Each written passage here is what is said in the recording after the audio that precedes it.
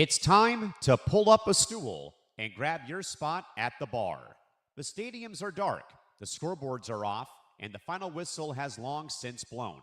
But in here, the lights stay on. Welcome to the ETB Lounge on the Empty the Bench Network.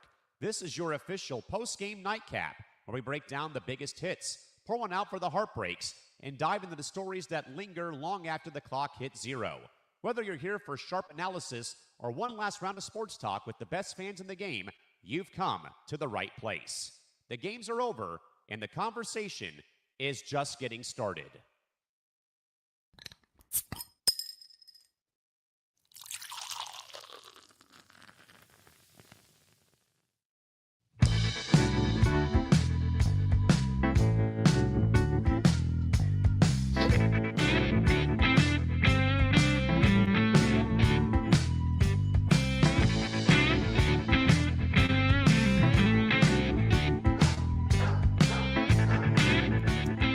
Hey, what's up, everybody? Welcome into another edition of ETB Lounge. I know Callan looks a little different today. I'm Nick DiMartino. That's Nick Morganson. That's Ben Cruz. Colin will be coming pretty soon. So, you know, I guess there's a lot to get to with March Madness. We got The Bachelorette got canceled. Kenyon Martin not too happy with one of his employees, and there was some office drama going on at WFAN. We'll get into all of it. But first, you can follow us across social media at the ETB Lounge. You can follow the Empty the Bench Network across social media at ETB Network. You can watch all Empty the Bench shows on youtube.com/ETB Network. Make sure to like and subscribe. And you can follow me on Twitter at Nick DiMart. You can follow Ben at Ben Cruz 144 and Nick at N Morganson Radio. I got that right? B Cruz 90. That's my name. Sorry. You good. I got the Instagram handle, B Cruz 90. B Cruz 90. Yeah, his last Twitter account got hacked. Yeah. That was one of the people, thanks to Elon. What did they say? Like, oh, I love the Yankees? Maybe.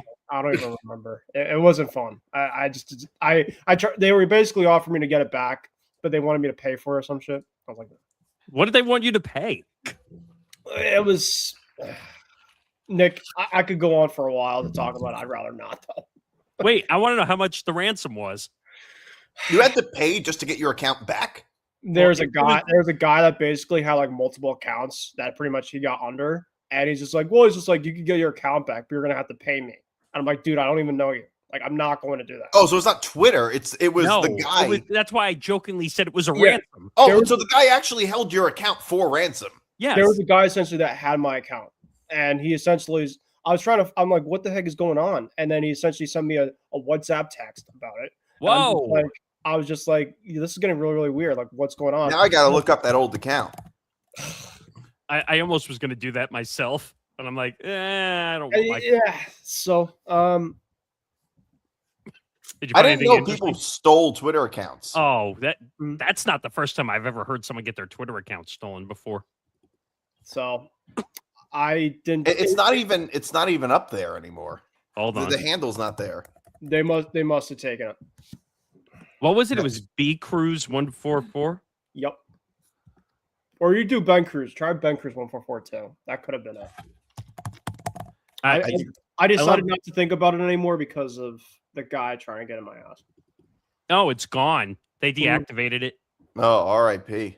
So yeah, R.I.P. That was a really, really fun account I had. But now we're on to the next. How many followers did you have? Oh, I was at in terms of followers myself, definitely over 1K for sure. Oh, you were that high? Oh yeah. Hey, that's better than some comedians. Yeah, I did pretty good.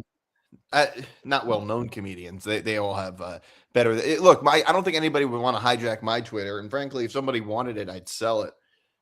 If you gave me a good price. Don't do what the Dove Kleeman account did and actually sell it for a lot of money. Well, look, I don't think my Twitter account's really worth anything. I mean, Ben, if you had 1,000 followers, that's pretty good. That's actually a lot more than I thought you would have had. Yeah, no, it's way more than I had have. over 1,000 for sure. That's way more than I have. Yeah, No, you got 1,000. No, I don't. Are you sure you don't have 1,000? No, the ETB Sports account has 1,255. I thought for sure you definitely have more than me. Oh, I thought- 730. Yeah, That's not too that's far. That's all right. It's not that bad, but Well, you get a lot of engagement on your tweets. I don't do a lot of individual things, a lot of promoting our shows and stuff. But if I spend time on it, maybe I can get more followers. I get much more engagement on TikTok.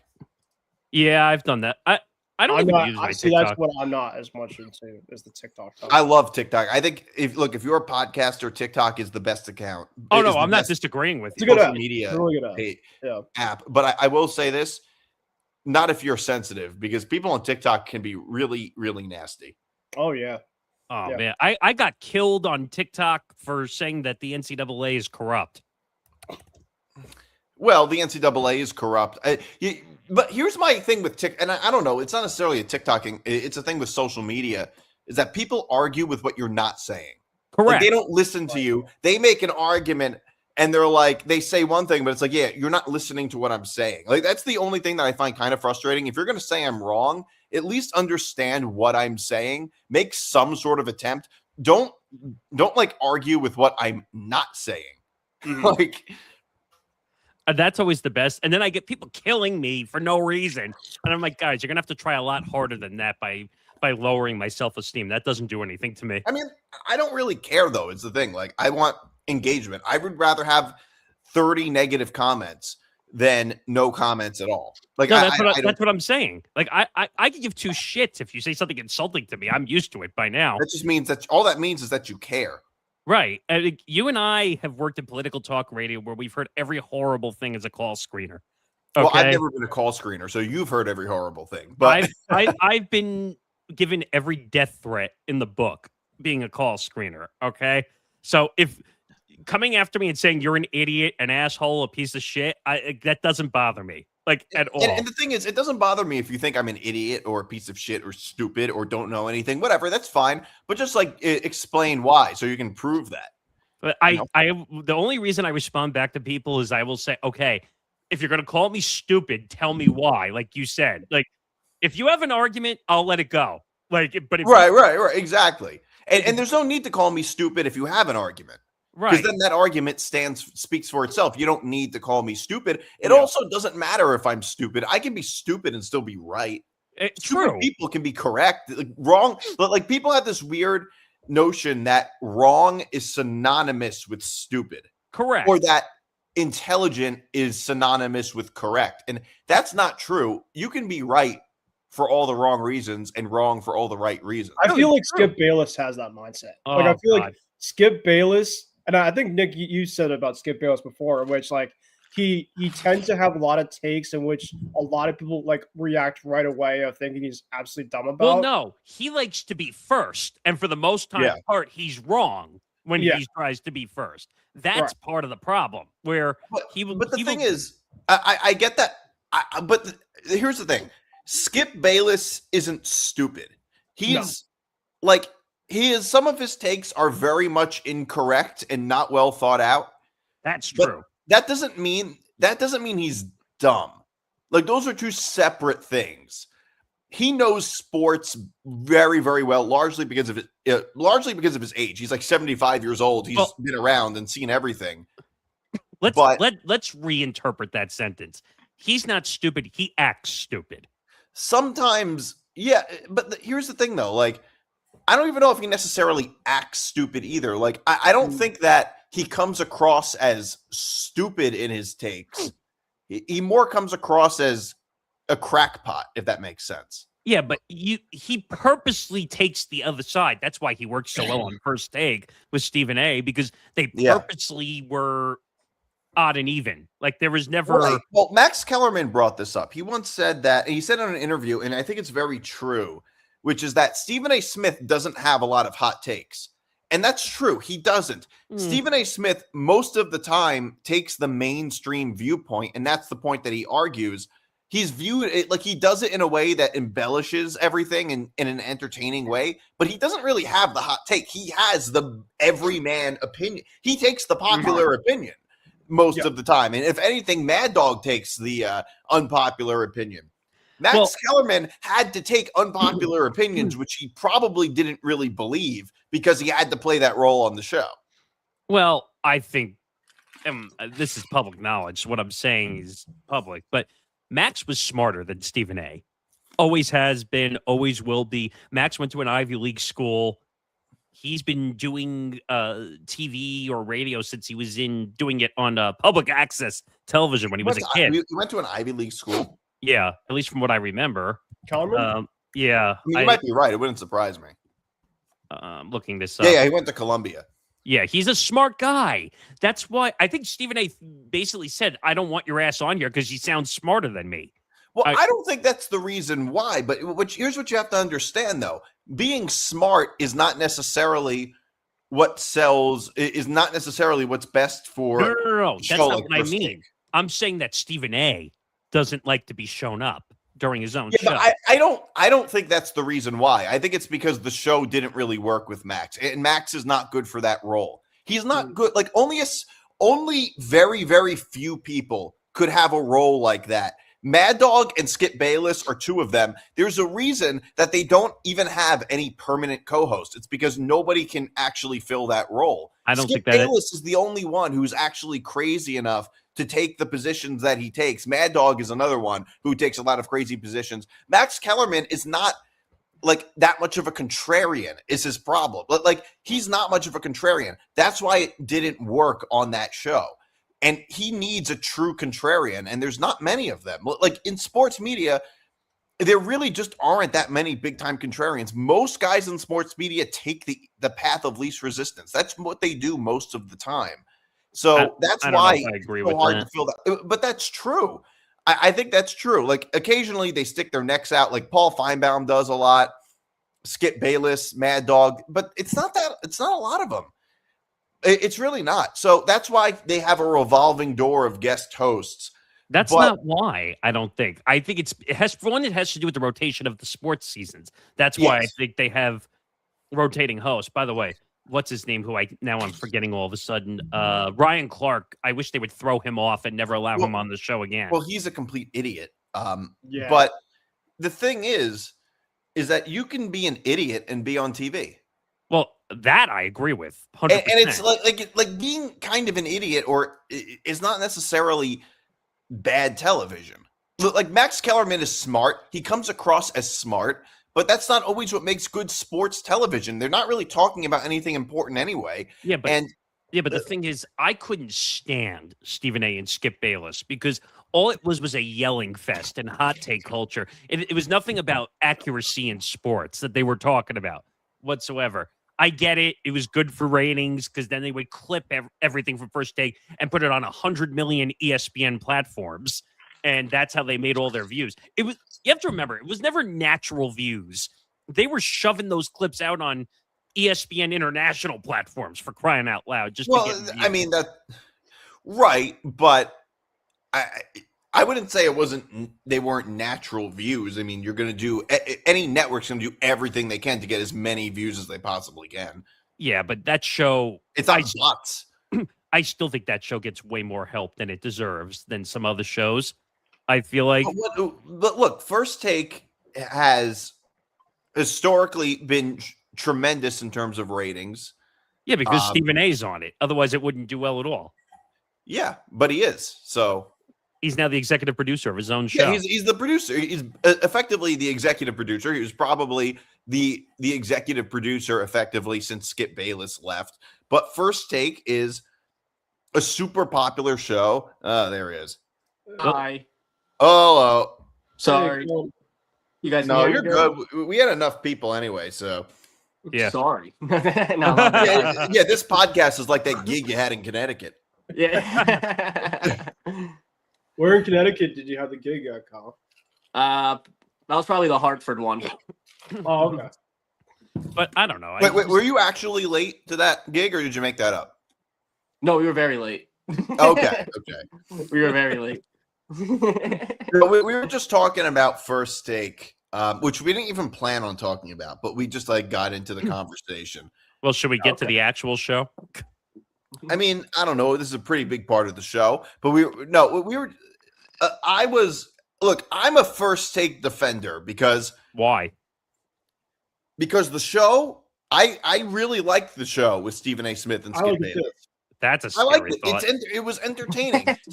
They would sit there, they yell and scream at each other. I watch it for entertainment. It's reality What's TV. entertaining about watching people scream until they turn red? I like the show Always Sunny in Philadelphia. That's like the premise of they just argue.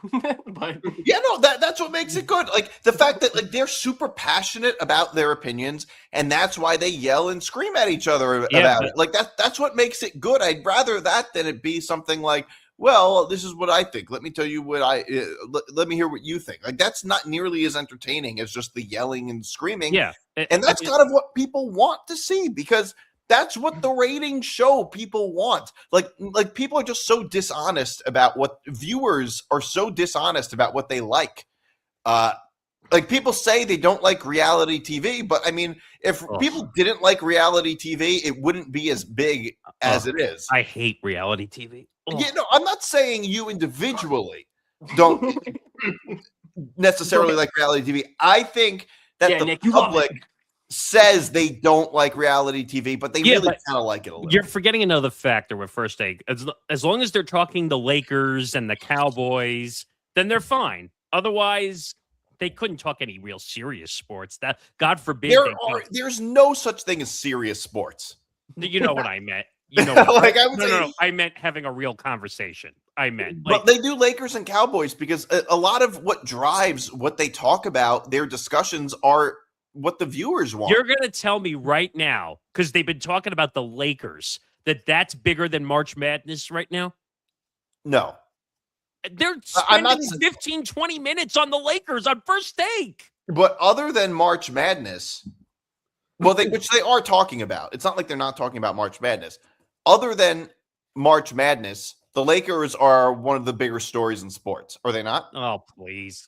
Break. Well, what's the second biggest story? Unless you want them to spend the whole show on March Madness. No, but I'm saying like Aaron Hernandez documentary. Yeah. Are they? That was horrible. Oh, that was a bad bit. I thought that would crush. I thought that was funny. Are you talking about when you did it on stage? I've done it on stage. It never works, but Wait. Which one was it? Oh, when I was in Boston, I opened up for my buddy Wyatt in Boston, and I was like, sorry, Connecticut was holding us up. Fuck Aaron Hernandez. And I'm like, let's go Giants, and the whole room turned. I don't think it was the Aaron Hernandez part. It was the Let's Go Giants part. Yeah, as soon as I said, because they laughed at fuck Aaron Hernandez, but okay, then. It's obviously the moment I brought up the Giants, I might as well have strangled a puppy on stage. I would have had a better reaction. Well, nothing. I think that the one joke that I got the most pushback for was my Palestine Way joke. Oh, I could see that. Is that like the fans? Oh, no, the street, yeah. About Patterson. I said, of course, they have to find places more violent than Patterson to name their streets after. Yeah. I think that only could work in Jersey. But... That joke would only work in Jersey because those are the only people who know where Patterson is. But I knew where Patterson was. I just think, but only Jersey people understand that joke. Hey, Fetty Wap put Patterson on the map. Oh, God. And he's back. He is back. Some of the weirdest song names of all time out of Fetty Wap. Yeah, also, that was a weird what kind of name is Fetty Wap? It's a rapper name. It's not a real name. Yeah, no, I know that. Like, where does that come from? I don't know. I want to know I'm assuming Fetty is money. And then I don't know what the WAP is because he for the WAP, so I'm sure he's going to change that soon. But so I just looked up his real name because I love to know this stuff. His real name is Willie Maxwell II. Now we know why he goes by Fetty Wap. Yeah, that sounds bad. Look up who has a Future. He's got like a weird name, and he's also like 50. It's the more I learn about this man, it's very jarring. Yeah, I think he's that's an right. old man. He's so old, he should be called the past. Oh God, what is He's that? 42. Wait a minute, it's Nevidius Demon Cash. No, it's Future Nevadius Demon Wilburn. Oh, they put Cash. One put Wilburn. I don't. Oh, I think he changed Johnny it. Cash. No, I think he changed it to Cash. He was born Nevadius Demon Wilburn. That's a terrible name. Now I know why it goes by Future. Yeah, well, that sounds like the name of like an athlete. It does. Yeah. Oh man. That would be, and if that was the name of an athlete, it would go by the initials. That's true. You're right. NDW or something like that. Oh god. ND Dubs. ND Dubs. Oh man. All right. Where do we So- go? We have some March Madness news. We can talk about that a little bit. Okay. This banner's not covering anybody, is it? All right, we're No. good. It's good. Well, first we got to talk about St. John's, the local heroes. Yeah. I'm getting around the applause too. I know I'm a UConn fan, but Let's go. Well, hopefully we'll see, represent. hopefully we can see you guys in the Elite Eight. I hope so. Hey, Hey, that might be a great matchup. I do not like Duke. As a UConn fan, I will say that I do not like Duke. So They're missing 2 starters. Yes, and nobody likes Duke unless you're a Duke fan. Yeah. That's fair. Duke is like the North Korea of college basketball teams. Wow. Wow. No, like it's definitely- Nobody, the whole world doesn't like them. Yeah. I would say they're the Dallas Cowboys of college Well- college basketball. Well, Morganson, I don't know how you're going to feel Little about this, but I think they're the Yankees of college basketball. No, I would That's say actually no. I agree with Ben. I actually think that's a really good comparison. I don't think they're.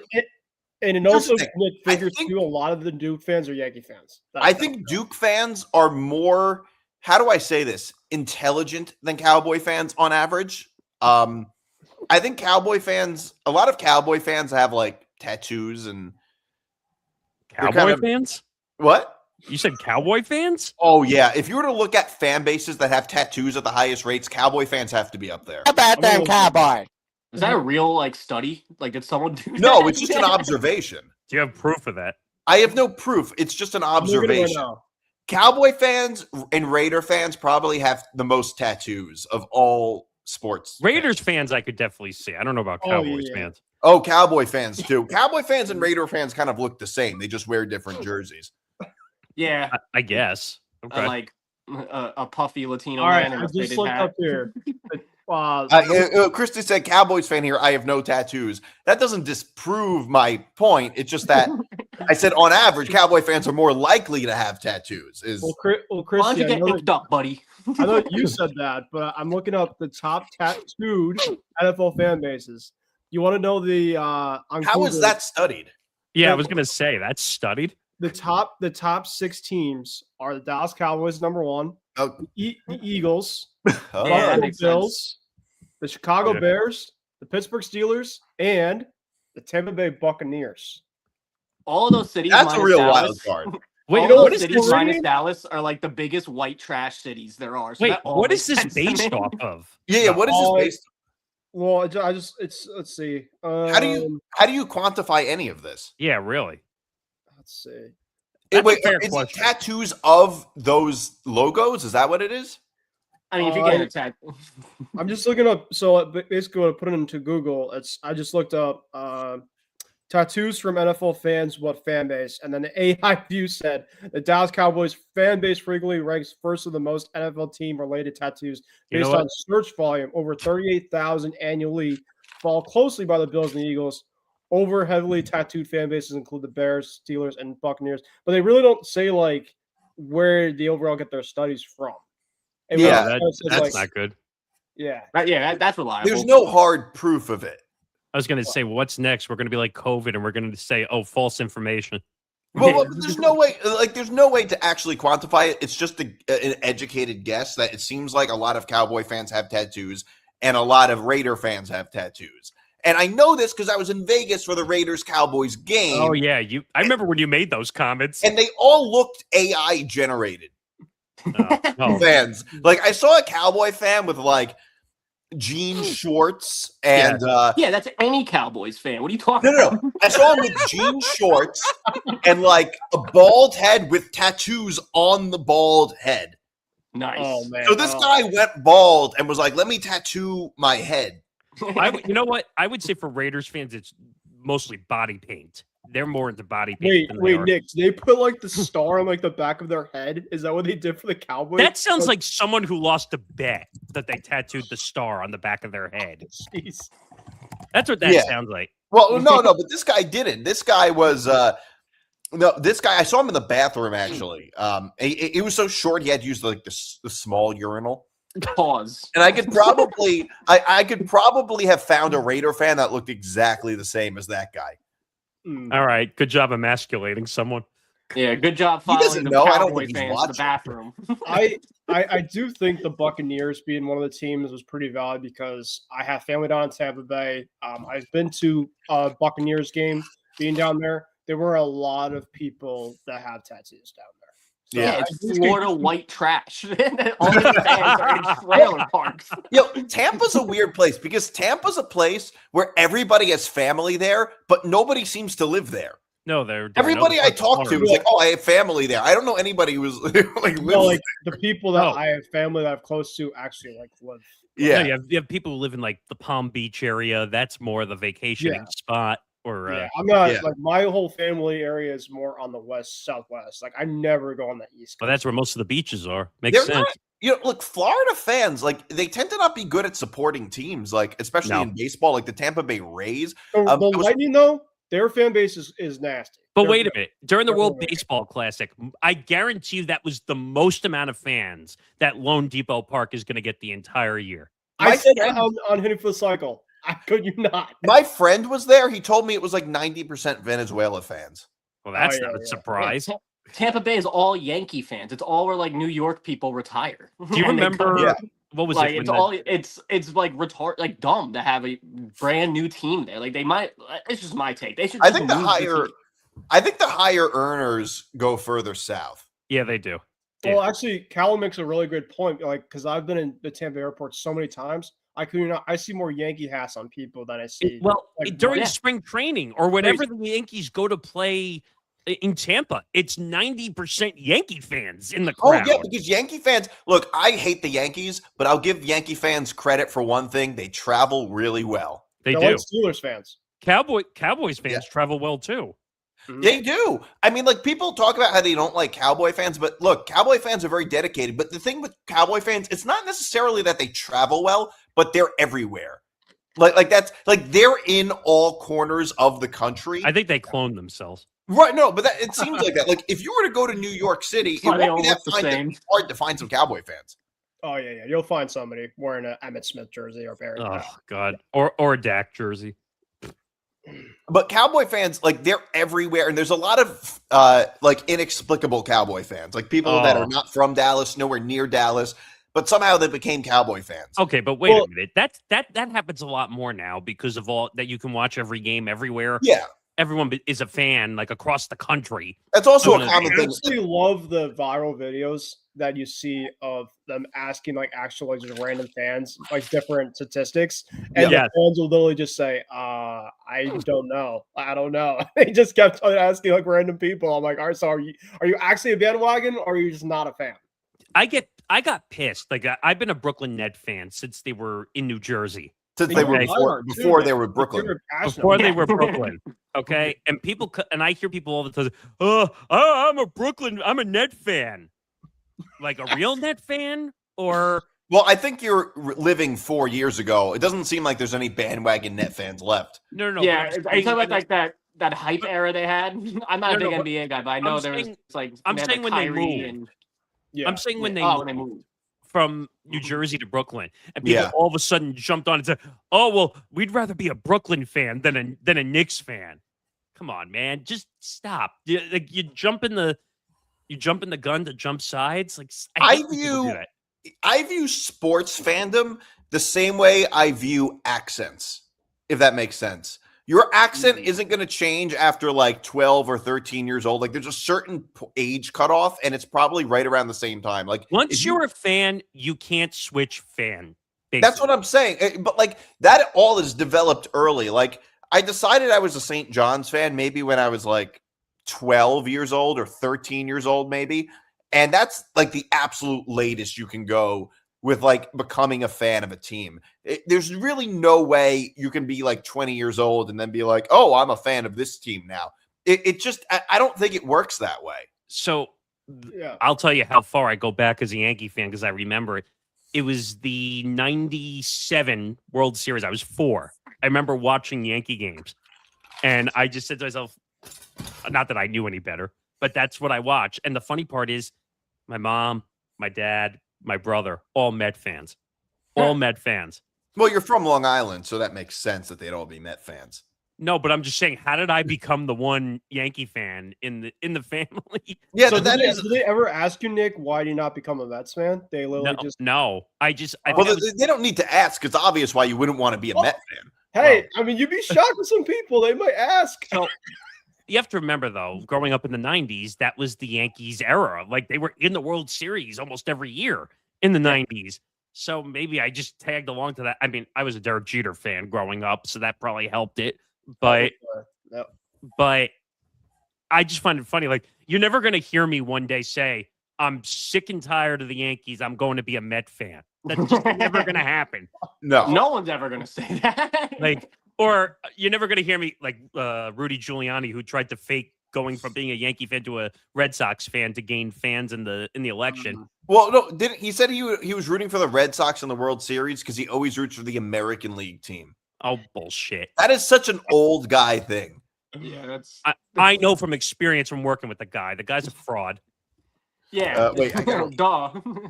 But I became really quickly because I know Nick was talking about St. John's. I became a UConn fan. That's because I'm from Connecticut, but it was really when I was younger, I went to the UConn basketball camp, and I actually met Jim Calhoun, obviously one of the greats. He literally was at camp on the first day I was there and the last day I was there, and I just was like, all right, like I can't help but like fall in love with this place in terms of being a fan. Outside, of course, myself being. The thing is, like, I live in the state. Like, it's really the team that's really the pro. It's essentially our pro team in our state. Dude, the only team you root for that makes no sense is Ohio State.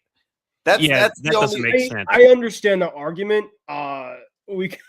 In terms of I've heard your justification. I'm just saying, like, that's the only one that would make somebody go, "Ooh, how did that happen?" That's the only one. I'm kind of curious how you became a Red Sox fan, though. He's from Connecticut. That makes sense. Not Yeah, half necessarily. of He Connecticut. roots for all the Boston teams. That just makes perfect sense. Yeah, well, I The think only New Nick's York talking Connecticut about- fans are like Bridgeport and like Fairfield, like anything that's like the coast of Manhattan. Everything else, they're all like, we're New England. Yeah, I think it depends on what part of Connecticut. I don't know which part of Connecticut Ben's from. But Yeah, I'm on the Southwest, so I'm actually like on the 25% like Red Sox fans. Is your dad from Boston? So my dad's side of the family is pretty much all from Massachusetts. Like Okay. my dad's like literally my cousins from my dad's side, Cape Cod. I went to college in Massachusetts. My grandparents were from Massachusetts. Let's see else. My aunt and uncle live in Massachusetts. So Okay, that so was there's kinda- family That ties. makes So you're perfect the sense. whitest guy you know, is what you're saying. Yeah, I kind of if I'm not literally when I'm going on vacation, honestly, Massachusetts is not really my vacation. It's really I guess you could say my second home, to be honest, because I'm there a lot. So Yeah, you're the type of white guy. It's like I could trace my lineage back to the Mayflower. yeah, if I'm not either in Connecticut or New York, that's where I'll be. I'll be up in Mass. So Yeah, look, I like Connecticut. I view Connecticut the same way I view like a Caribbean island. I like visiting it, but I never want to live there. Well, you just want to go to Mohegan Sun. Well, yeah, they have, especially if they have a casino, but Connecticut is a fucking shithole, that place. Jesus, I want to, like, I like going there, but it's run terribly. Like, No, you just want to go to the casino. Have you ever tried driving in Connecticut? Every road is Yeah. like one lane. Well, yeah, doesn't the Right. whole state have like 2 highways and that's it? Well, they have the Merritt Parkway is really a Just- two-way, and The Merritt Parkway is 2 lanes, and they're always doing construction. So Yeah. you might as well ride a horse and buggy to get around that state. I Yeah, never no, in a million years ever want to live in Connecticut. The only thing I like about Connecticut is that they have a gym that I really like that they only have in Connecticut. They don't have in New York or New Jersey. which gym is that, Nick? Parsons. Where's that? Yeah, I really love the local gyms in Connecticut. Yeah, Yeah. That makes total sense. But I actually do. Like, they have the best. Arsons is a really good gym. I like it a lot. Yeah, it's they the play type of Wall gym Street that- on the treadmills. Yeah, it's the type of gym that you burn down. Wow. It's called Arsons. Oh, Stupid joke. that is bad. No, but it's a really, really nice. I really like that gym a lot. Is that actually a gym, like a real gym name? Arsons, yeah. Yeah, But it's spelled like what's the special? ARSENS. So they're basically telling you when you walk into the gym, oh, here's what you should do to the gym if you don't like it. Yeah, but it's really, I really like it a lot. Actually, it's one of like, it's not like if I had one around here, I would totally join. But I would, like, I don't think I would ever work at ESPN in Bristol because I wouldn't want to live there.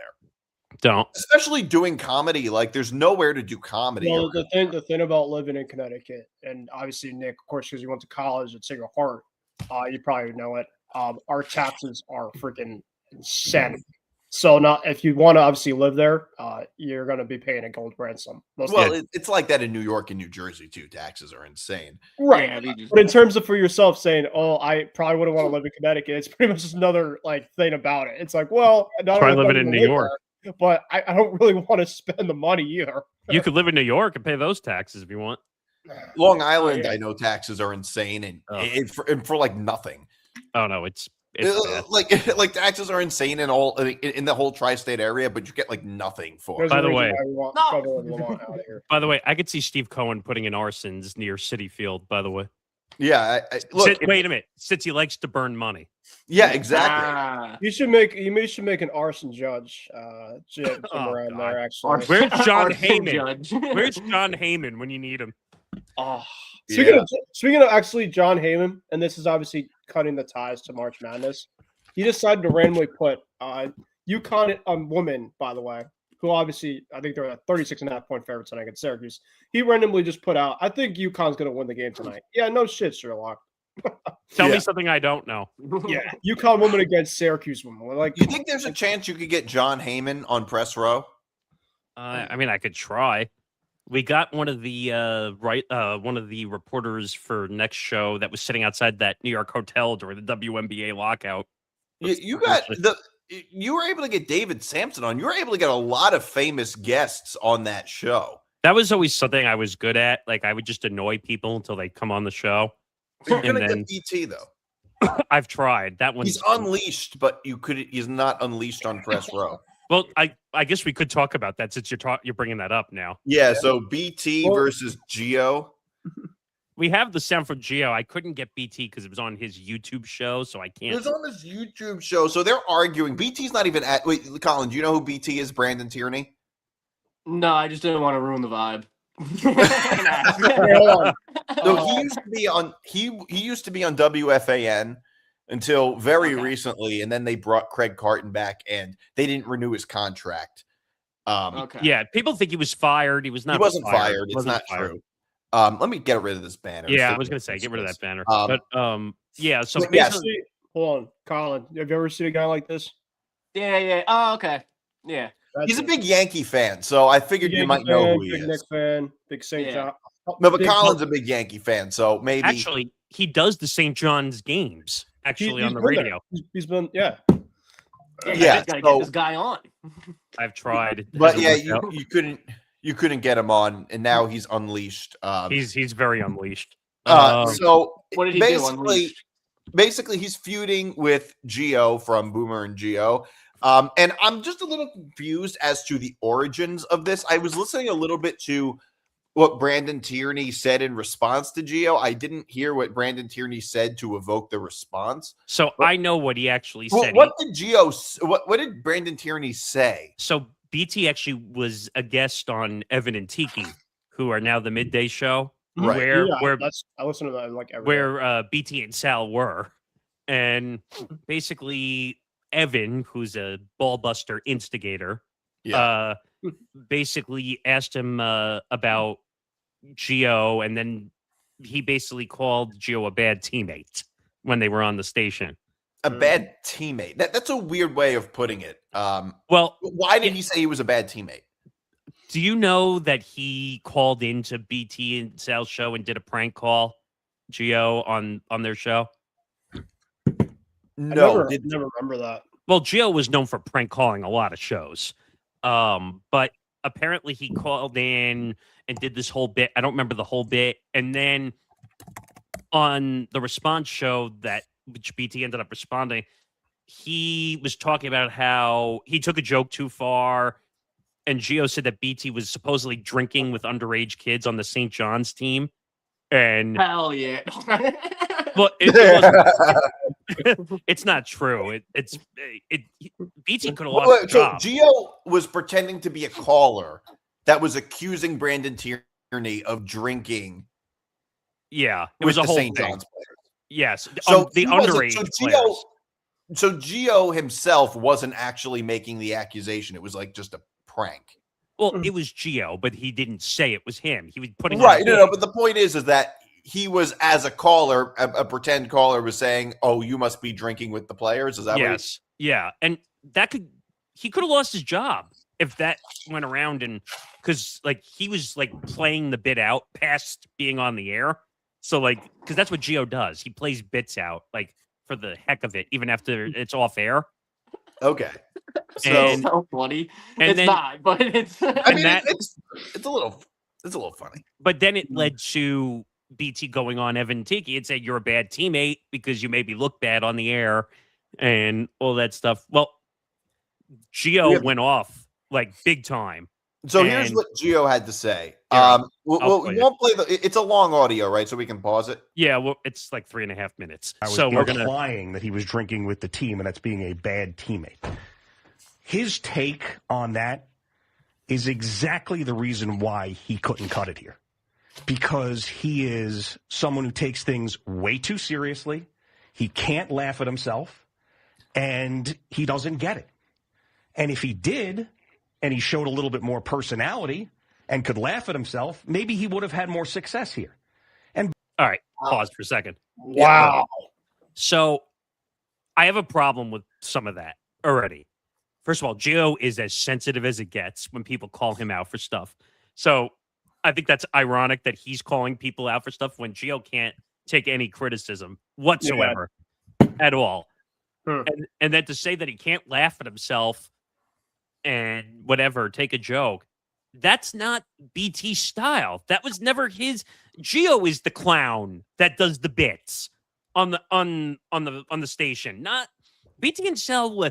Like, would you say, Nick, that BT and Sal was the sports show? That's what Yeah. BT and Sal was. I didn't like it very much. It was way too serious. I thought BT and Sal was way too serious of a show, and I thought it was way too like baseball centric. And I don't even think that they talked too much baseball, but that it was too much like technical baseball, like batted ball rates, spin rates, like the Oh, nerdiest possible things. Yes, that's But like a little the much. weirdest things that they would talk about. Like I used to work at the MLB, and I had to do that as a job, and I was just you like, mean I'm MLB so sick. Network? Just to No, clarify. no, the MLB. Oh, MLB. Okay. And I was just like, I don't, and like, sure, I did it for a job, but it's like, it's not something I find interesting, really. No. Like, like F4 and let's see, WRC plus, Nick. What else? flunk.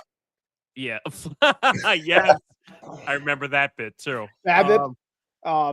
Let's see. I have so many other ones too. Well, we'll get back to it. But the point, I think that's hypocritical, by the way, for Gio to call someone out. Well, for I don't things- think that's fair either, because I think Gio does laugh at himself. I think what he's saying about BT is a little bit true. I said a little bit true, where like, yeah, I think BT does take himself a little too seriously. Right, but at the same time, for Gio to call somebody out when Gio can't take any criticism whatsoever is a little bit out there. But let's continue. All right, And keep by the way, remember back when those guys were getting slammed with the Carl Banks and Gary Myers thing, I stood up for them. I was the only guy in the radio station who sat here and had their backs. Went after Carl, went after Gary. Those guys didn't do it themselves. They didn't go back at him. But yet they have a live show appearance with Carl Banks, which is like the most P-word thing I've ever seen in my life. That the guy who trashed you all and then created a perception of your show, you're now doing a live appearance with. But okay. So here I was defending them when you were out and some guy in the Levitard show's trashing you. I have your back. Always have my back. Always have my when back. Stephen A. Smith trashed Tiki. All right, hold on. He's going a million directions right now. Okay, so the Levitard thing, that was with the executive producer, Mike Ryan, who was calling Boomer out for being too political on the show. Which I do think Boomer's too political on that show. He is a little political. Here's my thing with Boomer being political. I think in Boomer's case though, it's a little different than in some other cases because Boomer's sort of playing like that role, if that makes sense. And in radio, it's a little different. But here's the thing: I'm not a fan of like sports media people being political.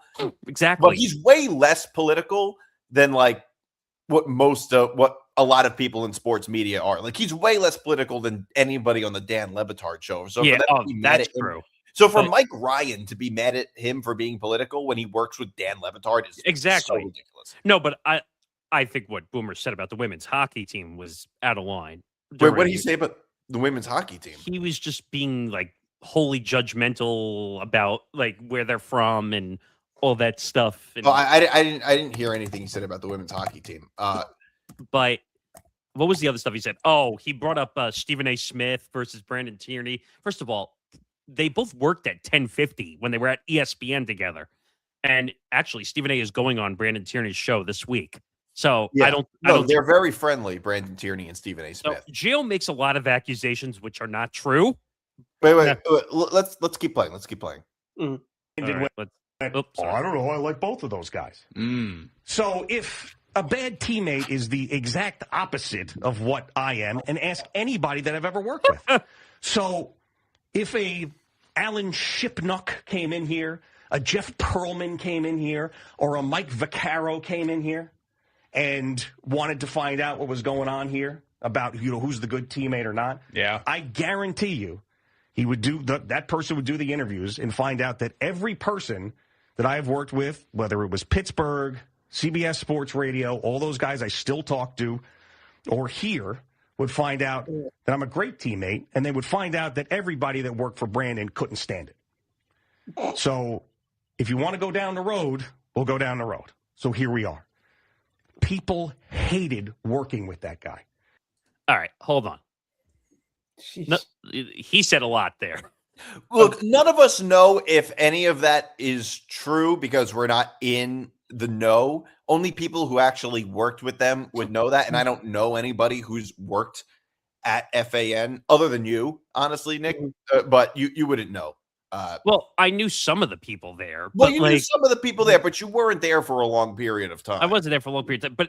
But for him to come out and just rapidly throw an accusation that everybody hated Brandon Tierney, that's not appropriate, in my opinion, number one. Like, my only issue is honestly whether or not it's true. And I don't know if that's true or not. What does Gio bring to sports talk radio? He doesn't even talk sports half the time. Well, when that's he's what on. every sports morning show is the like. The show is trash. No, that's not fair. Boomer and Gio has their Boomer holds that show up. No, I think they do it together. I think they both. I think that they both kind of hold the show. They both play their role. It's a lot like Boomer and Carton. Gio is only known for doing bits and voices. But that doesn't. No, you're right about that. But that's not necessarily bad. That's just different. Like that's like comparing power hitters to contact hitters. No, but if they remove Boomer, if Boomer decided I'm going to retire, Gio would not be able to hold that show up by himself. No, but that's true of every morning show. Since Imus, they've never had a single person host a morning show at WFAN. If Boomer retired, they put like Jerry Recco in there for a period of time. That's what they do. Like, no, he's not going to do the show by himself. But we don't even do podcasts by ourselves. Like, I couldn't do this 2-hour show by myself. But my point is that Gio's acting like he's better than everybody else the way he talks. And that's just not the case. My only issue is, honestly, whether or not this is actually true. Or if he's making it up. Like, if it's true that everybody hated working with Brandon Tierney, I say it's fair game. If he's making it up, then that's completely wrong. Well, I'll give you another one. So we had, when CBS Sports Radio went off the air, we had a bunch of the hosts and producers on from when the network went down. David Shepard, who was a producer at CBS Sports Radio and a host for like 10 years, came on our show, and we talked about all the different hosts. We talked about all the different shows. And he used to tell us, like, he told us Tiki and Tyranny, which was a national show before they moved over to FAN. Mm-hmm. It was one of the best shows on the network. Like, it was a great show. It was an afternoon drive national show. Were they midday or the afternoon? No, they were 3 to midday, I think. 3. No, they were 3 to 6 nationally. 3 to 6. Okay, that's afternoon. Yeah. Well, that was when he says one of the better shows. He meant like ratings wise. Yes, that and they were just a good mix together. And yeah, then, they were. They were. And then for some reason they took Tiki off with BT and they put Sal, which made no sense. I like Sal, but Sal's a little bit crazy. Were you able to get Sal on press row? No, I tried that too. He's been a little hard to get to. I had him as a guest like many years ago on a podcast, but Shep came out earlier and said that the accusation made by Gio is false. And Shep has been in the building for 10 years before the network closed. And he said, when I started out at CBS Sports Radio back in 2013, he produced BT when they did a show called Eye on Baseball, which was like a 7 or 8 hour show, like during the 7 or 8 hour. Yeah, it was like what they do with NFL Red Zone on Sirius, like where they do a radio version of Red Zone. They I see what you're saying. They had like a baseball version that they did. Okay, so was that like a talk show? No. It was like a live version. They would run a bunch of highlights and they would go live into games and all that stuff. But he says that he wasn't a bad teammate. Because Gio's claim is that BT trashes producers and I don't know none of us would know if that's true or not because we're not inside the doors.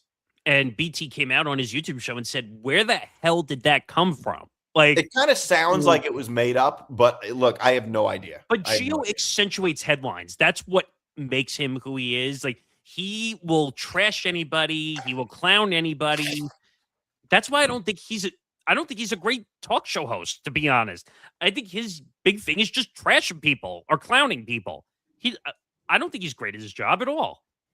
Look, if he wasn't good at his job, he wouldn't still be there. They would have put Carton back with Boomer. Did you hear that rumor that came out the other day that Olivero wanted to put them back together when he came back? I think Craig Carton said that Olivero wanted to put him back with Boomer. I think it was it was something like that. No, but they said Chris Olivero wanted to put them back together, and it just never happened because Boomer didn't want to separate the show with Gio. Right, and that would have been also. It's like if it ain't broke, don't fix it. Like, of course they weren't gonna. If the ratings were bad, like if the ratings weren't good, if it was like a CMB situation, they would have done that. But at the same time, the thing with Carton is that it was, and I like Craig Carton, but the whole thing, the reason he's not there anymore is self-inflicted. So it wouldn't really be fair to Gio to then bump him just to put Boomer and Carton back together. Well, like they would have just put Gio in Afternoon Drive because that was the talk they were talking about. They weren't going to do that because the show Boomer and Gio still works, and frankly, is very similar to Boomer and Carton. Like, you may think that the show is going to like die without Carton, but the show still works and it's still a very similar show. Like, it hasn't really changed all that much. They were skating for a while because they had no idea who they were going to, when Carton got arrested, they had no idea who they were going to put there. I think they knew it was Gio the whole time. I don't think so because they did a lot of auditions and stuff. I remember. Well, just because they did auditions doesn't mean they weren't probably going to go with Gio anyway. Because Gio was the first guy one of the first guys they had sitting in with Boomer. I heard a story. I heard Boomer tell us. Did you hear that him and Mad Dog did audition shows together? Oh, like in 2007? I think so. When the Imus thing broke down and they were trying to. Yeah, I think I have heard that. And Boomer came out and said, I can't sit in a room with him for 10 minutes, let alone 4 hours. Yeah, I think I have heard that before. But is there more to play? No, that was well. Let me see. That guy. He's the bad teammate. He would trash his producers. He would belittle them. So don't tell me I'm a bad teammate because you can't take a joke. So, like, it's just, we always were good teammates with them. And he would think opposite, but you play in the drops, jamming up the A-back. He doesn't have a sense of humor. He hasn't had a sense of humor ever. So much so that I got pulled out of Pittsburgh to save the CBS Sports radio morning show because an executive told me we made a miscalculation with Brandon. He's not entertaining or funny. Exact words. And then I replaced him there. So do your bad teammate thing. You don't take a joke. Guess what? Guess who still has a team? This guy. So best of luck. If I need a motivational speech, I know where to go. Have fun in D.C. Boy, did that feel good. I mean, what do you got now? Toots. I mean, what a dick. I don't know. I look. The only reason I don't know where to stand on all of this is because I just don't know what goes on behind the scenes and who's telling the truth and who's not. Yeah, but he made a bunch of baseless claims that now everyone's going to believe. I don't know if they're baseless or not. I mean, like, none of us would know if they're true or not. If it's true that Brandon Tierney, if an executive actually said that to Gio, I don't know. I will say I don't think Brandon Tierney is really entertaining or funny. I think that's true, but it doesn't mean that that's what actually happened. Well, that's what I'm saying. Gio, like, the guy gets let go, and then you make these comments where he can't respond, like, on air. Yeah. He can only respond. He can only respond on YouTube, and this type of feud would not happen. All right, that's good now. Yeah, Sorry, my Colin got audio so was bored of all this FAN talk, he had to leave. No. My audio just came in. It just sounded like static and robots. It sounded like a robot. Like a robot drowning. That's how it sounded. Just That like could have BT. been on my end. Just like BT. But Well, I don't know. I hate radio feuds. I can't stand them. I think they're amazing. I love them. No. I hate when they go on, like, way beyond the bit. At one point, like, Radio is, they say, a dying business, and I think the feuds make me rethink that statement. No, but I wish I could see the fights. Like, rough and rowdy, Tierney versus Gio. Oh God. No, but the Boomer Gio bit was visual because it was on CBS Sports Network because they simulcast the show. But I don't know. If Gio got fired, I'd throw a party like tomorrow if he got fired because he adds nothing to that morning show whatsoever in my book. Nothing. I've tried listening to the morning show with Jerry Recco and Willie Colon. That was bad. And I turn it off every time. Well, why would you keep listening if it was bad the time before? Because he kept trying. He's just like, all right. For the same reason you keep going back, you might keep going back to your ex, I guess. It's this time around. I listen and I turn it off. Oh, I could make such a bad joke, but it's so not appropriate for now.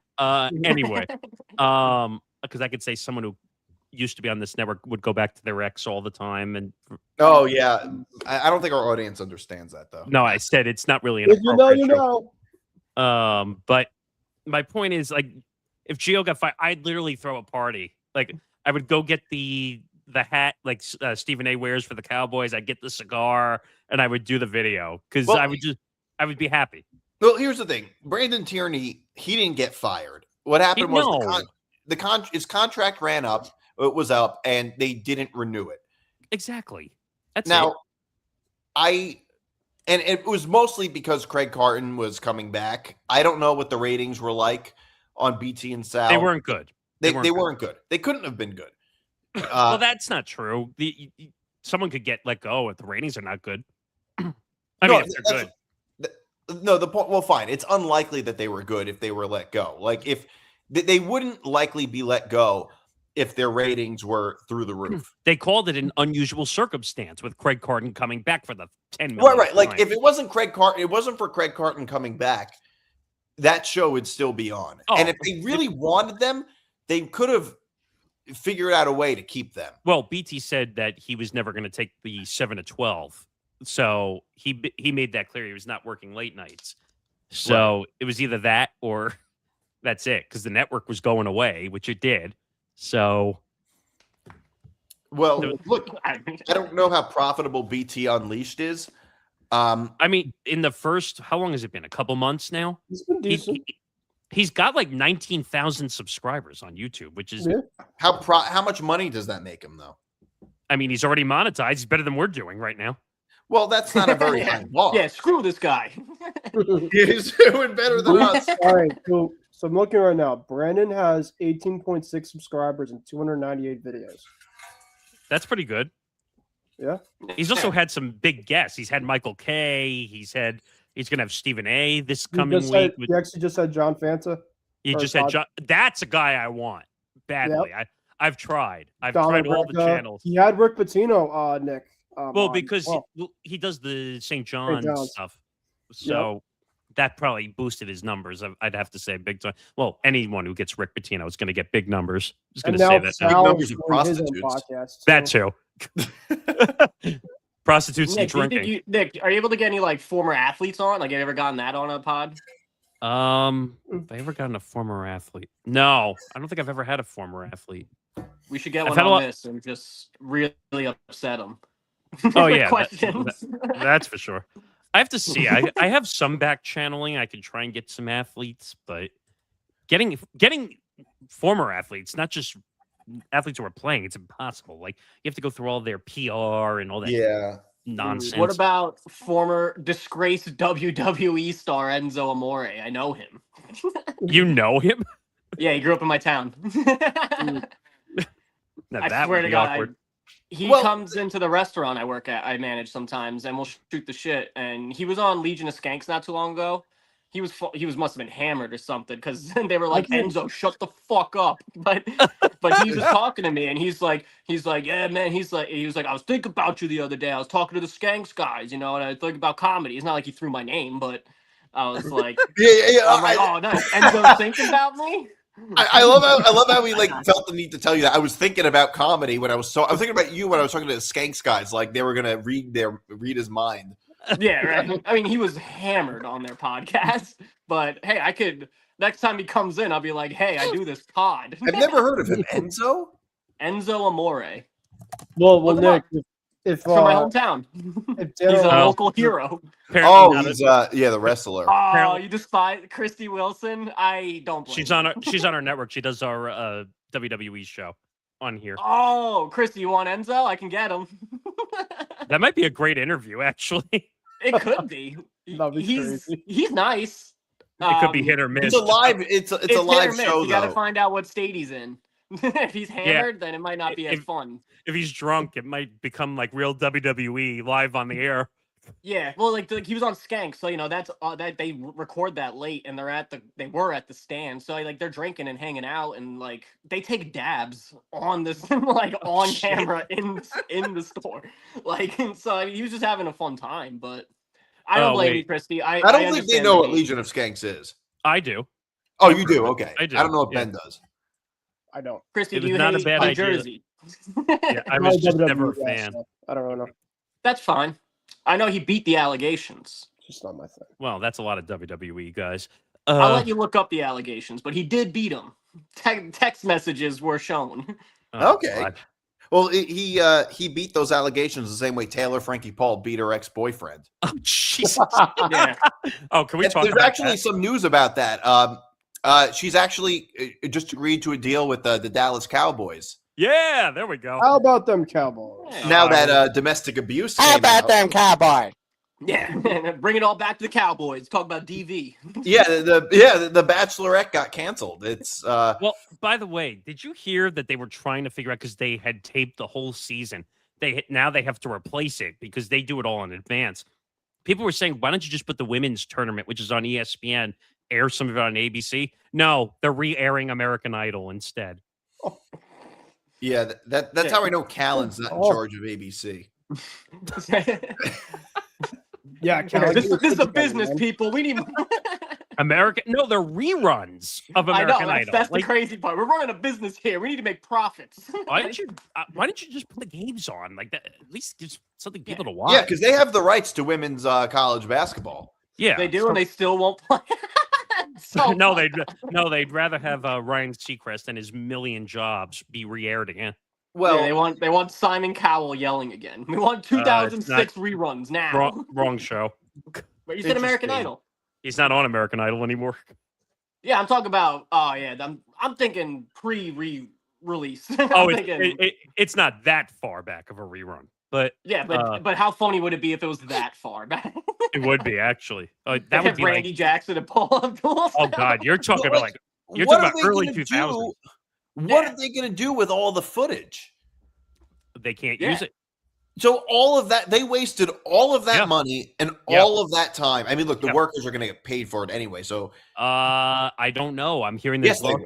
there's lawsuits being involved with the contestants because I don't know if they're going to get paid because it's never Right. going to air. I said the workers. No, I'm saying that I don't think they might get paid either because if it didn't air, then- That's you can't do that.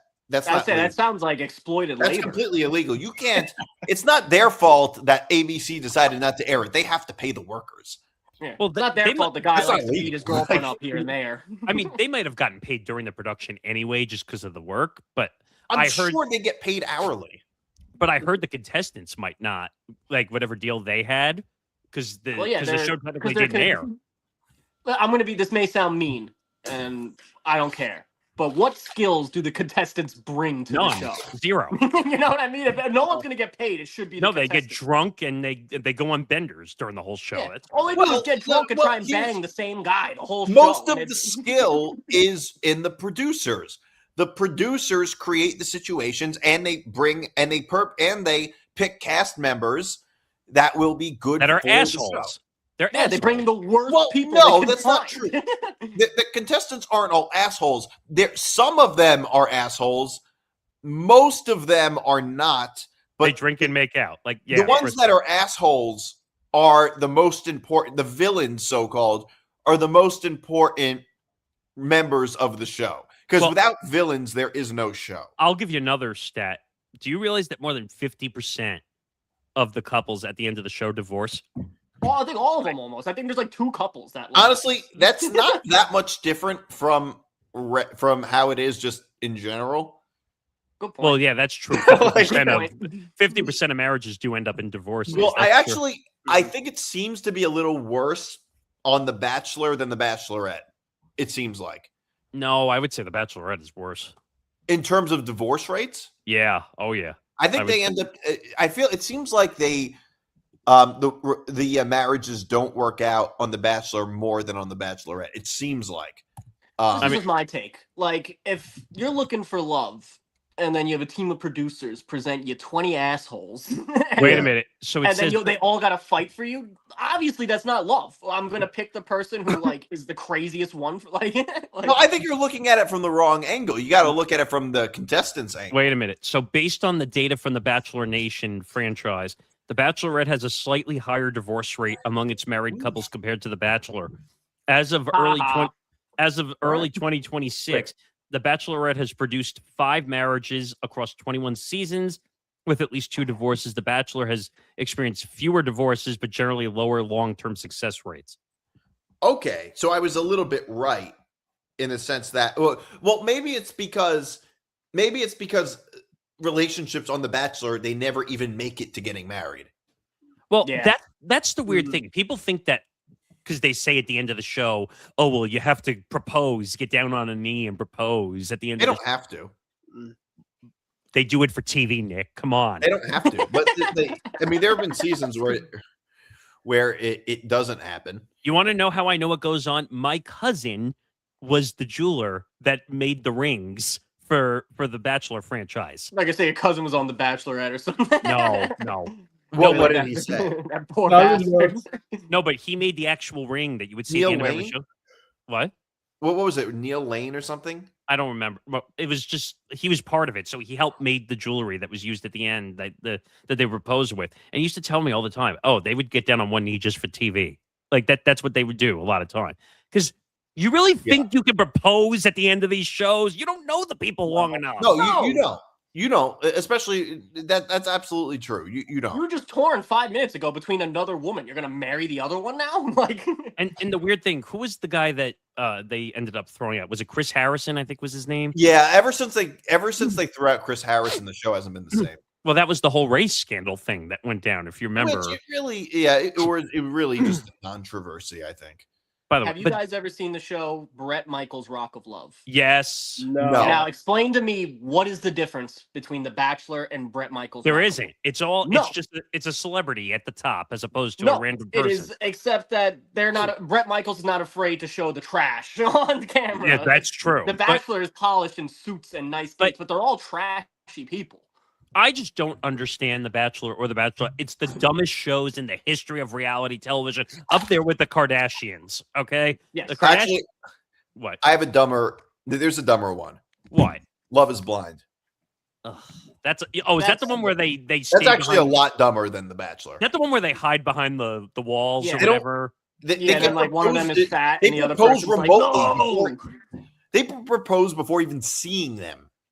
Yeah. Reality TV is quite literally the dumbest form of TV ever. It just is. There's no rhyme or reason to it. The producers are basically told create the dumbest story of all time and hope everybody clicks on it and makes social media clips out of it. Look, I would say That's there's 90 plenty. Day Fiance. Have any of you guys ever watched 90 Day Fiance? I've seen clips. Dude, that of it. show is like a heroin because when I lived in Vermont, my roommates watched it, so I'm like, all right, whatever, I'll watch it. I thought you were going to say when I lived in entertaining. Vermont, my roommate was on heroin.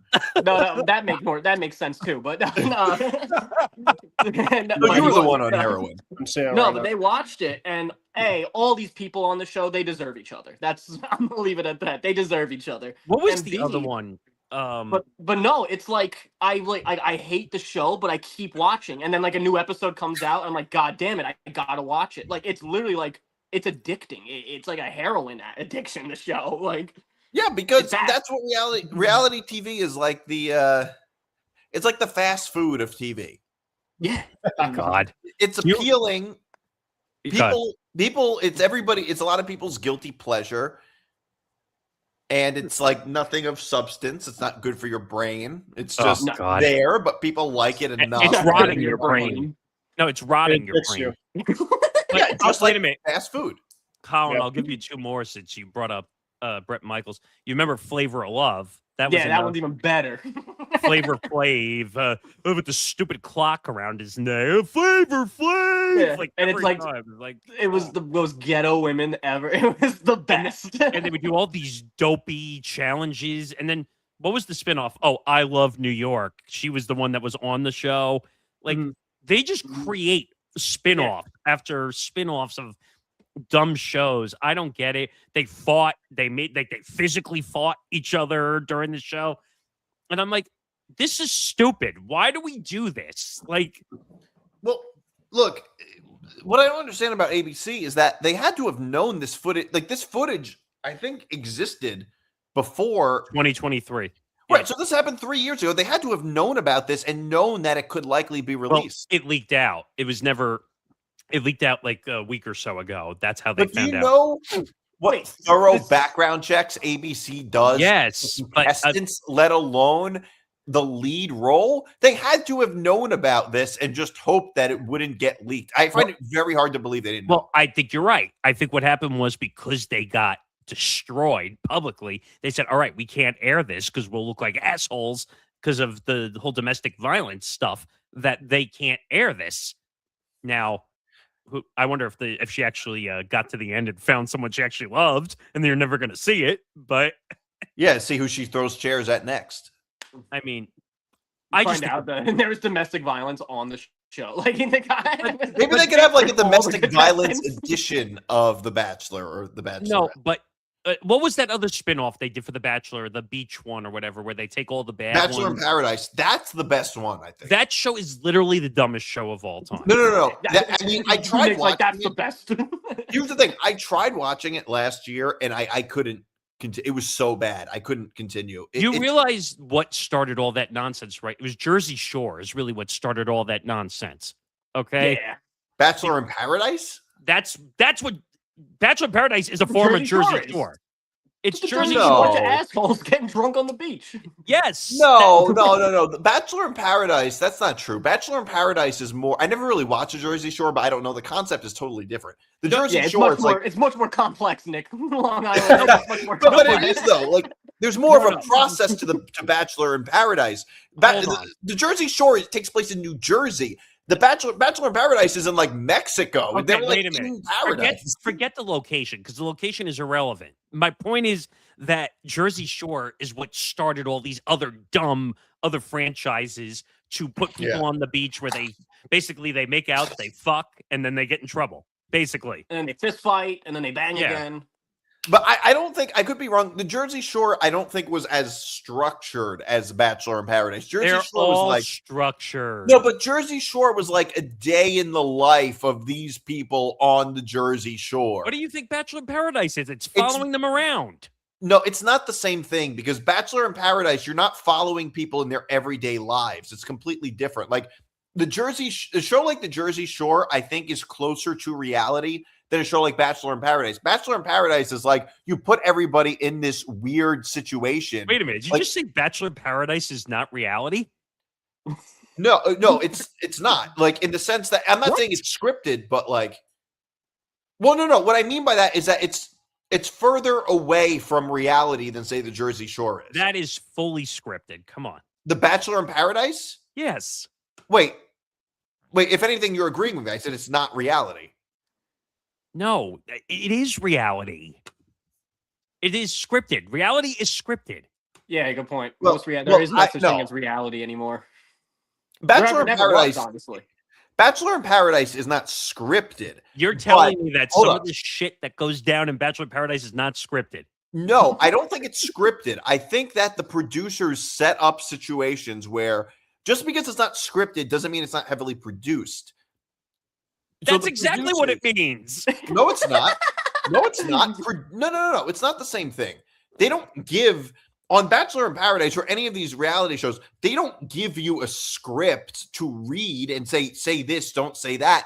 They create situations where it's like obviously it's not fully scripted, but they know what's going to happen before. okay, but that's not the same thing as scripted. Like if producers set up situations where they know this person's probably going to react this way, that's not scripted, but it's produced. Those two What's the things are not the difference? same. Scripted and produced are basically the same thing. Because scripted is like acting when you give somebody, okay, you have these lines, you have to read these lines word for word.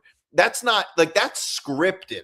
Bachelor in Paradise, I mean, look, I don't know anything on the inside, but as far as I know, it's not scripted. It's just. But the situations are pre-thought out. Yes, that is true, but that's not the same thing. That's still a little different than the situation being completely scripted. Yeah, but they're regardless, it's just a manipulated scenario. I agree that that's probably true, That's but really I what don't it is. think. But what I'm saying is that I don't think that they give contestants a script where they say, "Oh, read your line and say this." Look, even just the fact that even the way you edit a scene is going to make it look a certain way and completely change the perception of the viewer. Well, the only thing they can't do is make up a complete lie and make it look like it's something they didn't do. That's the only thing they can't even do. that they can do. Like, Not there really. was a time. Well, they did though. There was a time when this was like 5 years ago, I think, on the show where a guy offered a rose. The men were giving out the roses, and he was declined. Yes, and then they deceptively edited it where they showed Chris Harrison saying, "Does anybody want his rose?" but you And can't nobody do that. said anything. They totally deceptively edited it. But they can't do that. That's a lie. I mean, it's a lie. I guess they can though. I mean, I don't think you can sue them for that. But they did do that. So that is, I think that you can deceptively edit scenes and make it look like something different than it really is. There was another time where there was a contestant who was like very emotional and she was talking to the producers, but from the way they edited it, it made it look like she was talking to like a rock. They can't. That's stupid. No, but they can do that, is what I'm saying. I mean, of course, it's ridiculous. It sounds absurd, but like you're allowed to. Like, you can't sue them for that. You can't cancel. Like, you can't like call the cops on them. Like, what are you gonna do? You sign your life away when you go. No. off the Well, show. that true, but I'll give you another one. And Colin, you might find this hilarious too. When I was back in college, I actually interviewed a bunch of reality show hosts because those were the easiest ones to get used to. There was a show on VH1 called Dating Naked. There was a show. Yeah. I remember that. They did it for like, I think it was like 3 seasons. I think they did it for. Yeah, it didn't last long. And I reached out to Amy Pathrath, who was the host at the time, and I got her on twice. And there was a controversy that happened on the show where one of the women contestants actually sued VH1 because they didn't cover her backside properly when they did the what do they call it, the cubing out or whatever they do on someone's body. Yeah. And she ended up winning the case because they didn't cover her up enough during the show.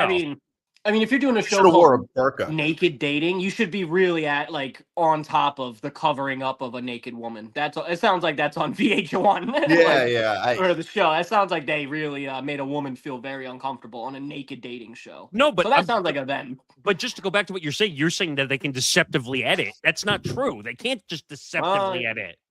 Is my point. But that's not the same thing though as somebody being naked. Yeah, but they chose to edit a certain way. Thing. You can't show that on television. Like, there was actually one of the seasons of Bachelor in Paradise. Kenny, he was a guy who was on the show.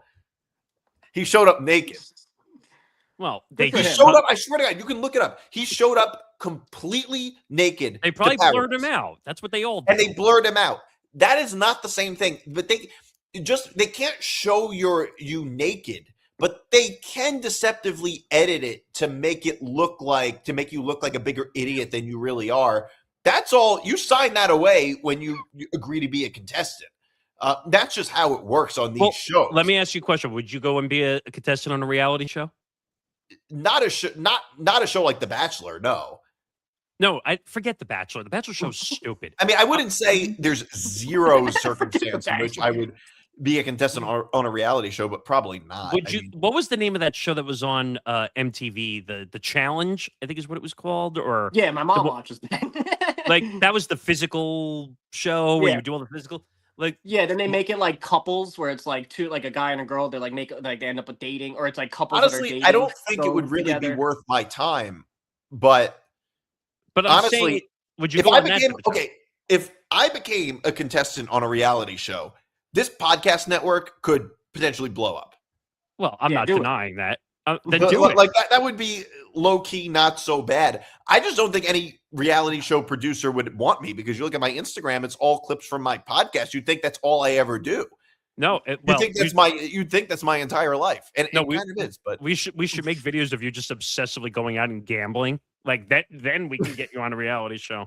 Yeah, make content of you making like ridiculous bets. You don't have to make the bet just for the content. Yeah, just the don't content. actually wager money, but just be like double down and you're playing blackjack and you got 18, you're gonna double down like shit like that. Like I don't know. As Christy just said, I can see it now. Nick D is the next Bachelor. No, honestly, I don't even really think it seems that much fun to be the Bachelor. No, it's not. It doesn't seem that much fun. Like you have a lot of pressure on you. You know what I think was worse? The Golden Bachelor when they did that. That was dumb. It was all older people. Like who wants to watch that? Who wants to watch old people fuck? There's got to be somebody with like. There's got to be somebody with a fetish. Jordan Hudson would probably love it. Oh God! Don't even get me started with Jordan Hudson. I remember when back to my roommates in Vermont. Another show they watched was Too Hot to Handle, which is God, yes, and it's perfect example. Yeah, it's a perfect example of brain rot, and like you can't turn it off because it's so bad. But I remember like my roommates were joking like we should pitch you to get on one of these shows, but like you don't change who you are. Like you're the only level-head like guy of reason there. Where it's like everyone's fighting for the same girl. I'm like, I'm not wasting my time. Like I'm on the beach. I'm hanging out. like they're all chasing the girl. I'm like doing work. I'm working out on the beach. I'm like getting drinks. There we go. I'm trying to remember the other reality shows that Like they would stay in houses and they would fight for money and they'd have to get each other out. I think Too there was Hot to Handle's kind of like that, but there's more. There was like a few MTV or VH1 reality shows for the love of money or something. I think it was called. Yeah, it's something like that. I'm trying to remember. Oh, I Love Money. That's what it was called. Where they would Even all less do these. clever. It was a reality show where they would all fight and bitch and stay in houses, but then they would do challenges, and then whoever won the money at the end. But and a lot of it was celebrities, I think, on that show, wasn't it? I think. But yeah, I don't want to see celebrities. celebrities. It would have been like has-been celebrities. You're not going to see like Leo on there, but. Oh, here's a great list of reality shows I've found now. Flavor of Love, Charm School, which was another one. That one was stupid. Charm School sounds so familiar, but I'm not. Real Chance of Love. That was Chance the Rapper trying to find love. He had a show? Yes. For the Love of I didn't even know. For the Love of Ray J. If that was another one. Yeah, I remember Ray J. Wait, wasn't he the one involved in the Kim Kardashian sex tape thing? Yeah, that's what he's known. Yeah, people forget he made like solid music before that. He did. Like, but that's all he's known for is sex with a Kardashian. Kim Kardashian. Like, he came out recently and was like, "Please stop bringing this up. I'm married with a kid now." Like, Kim, please. that made you famous. That literally made you famous. No, Ray J said that, right? Yeah, Ray J came out, was like, "I'm married with a kid. Like, I don't want to talk about this." Like, you still talk about it. He does. Yeah, he's a fucking idiot. But all these reality shows, like, Jesus, like, just make it stop already. Like, I think people have a lot. Should we do an episode where we watch one? That's a good idea. No, we should have an episode where we watch The View. Fuck The View. No. I can't stand The View. I wish. Well, actually, I think it would be a pretty good episode idea if we did like a watch along. Instead of doing games like we did on Playback, we could just do, I don't know, get your favorite reality TV show. By the way, speaking of Playback is coming back. No. Well, Playback. It's called Playback, so that makes sense. So ESPN bought them out. They're coming back. Are they gonna? Are they going to be affiliated with them? We back. We might. Well, we might be, because I saw that the accounts are going to be active again. We're never going to do what we did ever again at that volume. Are we still gonna? Is this show gonna go on Playback? No, everything's going to stay here. I'm not doing that shit. And again, we're getting more viewers on here anyway. Yeah, we have 109 watching right now. I mean, good. I was a little bit relieved when Playback went down because I don't have to pretend to like it anymore. The same thing with Novig. We don't have to pretend to like Novig anymore. Okay, Novig was a scam. Okay? So I'm glad I'm so glad Novig shut down. I mean, well, no, they're not shut down yet, but they're just not New York or LA. Fine. I'm so glad we don't work with them anymore, so I don't have to pretend to like it. We were like, whenever we use Novig for unnecessary wagers, and the lines never made any sense. It's like -3.5, but the 3.5 on one side is minus 130, and the other is like plus 120. It makes no sense. It was funny. Like I saw them tweeting out, so I started insulting them off their.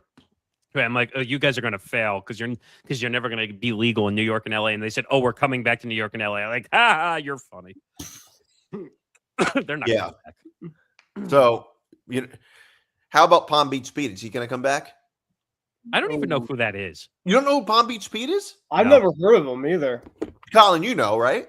Who the fuck's that? He's the guy who went viral for looking like Epstein. Well, okay, I saw that when you shared it, but yeah. Nobody knows him as Palm Beach Pete. Well, this is Palm Beach Pete clarifying that he's not, in fact, Jeffrey Epstein. Hey, everybody, this is Palm Beach Pete, and my video went viral because some dude randomly filmed me while I was driving on I-95, unbeknownst to me, and the next thing I know, I'm a viral sensation. I had my phone down for about 4 hours, and I didn't know my phone was blowing up with all these comments from that video. So I got a lot of traction. It's pretty crazy.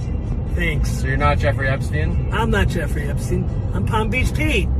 Got a boy, yeah. Okay. Peace out.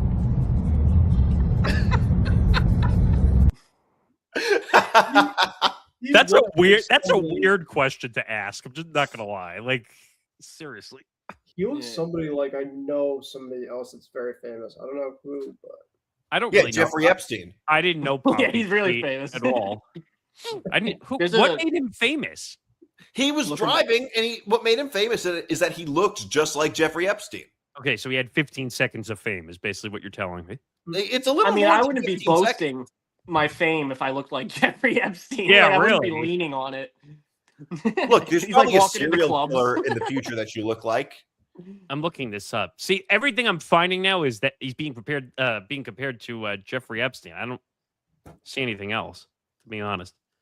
Well, he had to clarify that he's not, in fact, Jeffrey Epstein. I don't even know what his last name is. I tried looking it up. I doubt he even knows his last name at this point. Oh, he doesn't. He's Epstein Pete now. is his last name. Palm Oh, Beach is his Semel. first name. Semel. He's been identified as Peter Semel. Peter Semel. Simel.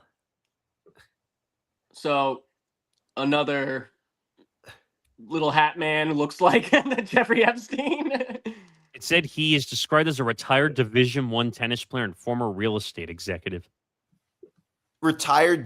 That doesn't count as being retired. Division I. Wait, he graduated college? Is that what they mean? I don't know. Yeah, what? He graduated. Yeah, I don't know. retired from high school baseball. I don't know. There's a guy in Yeah. New York.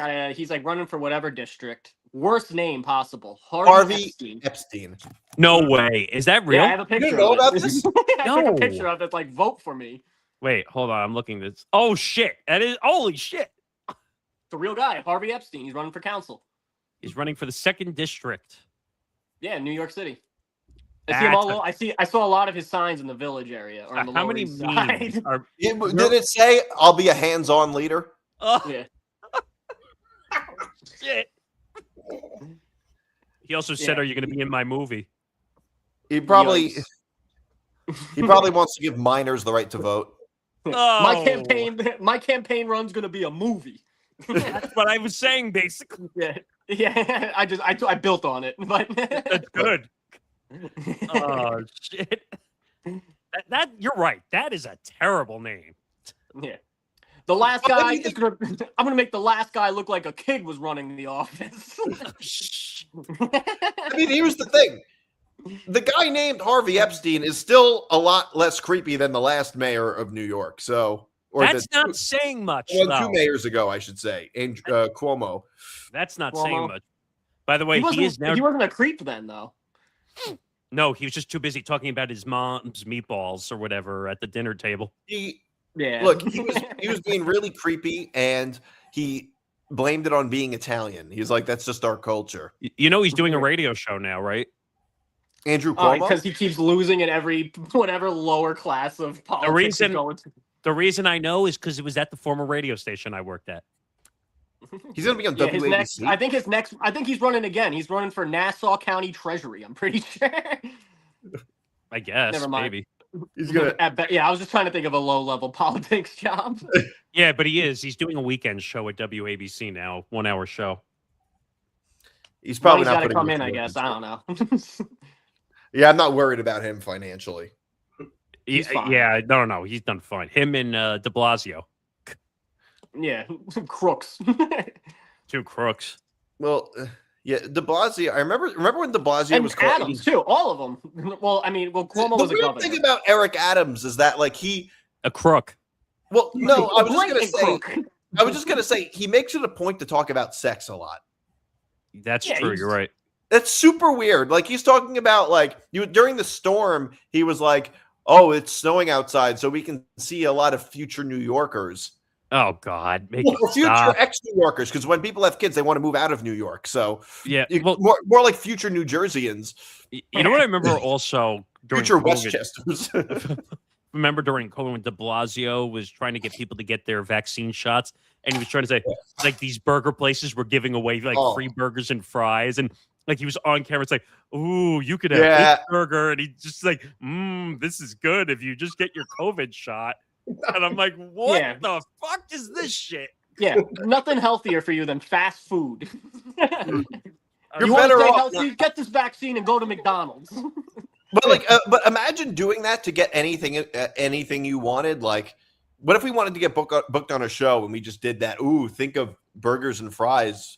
if you book me. Like, think of this when you think of booking me. Ooh.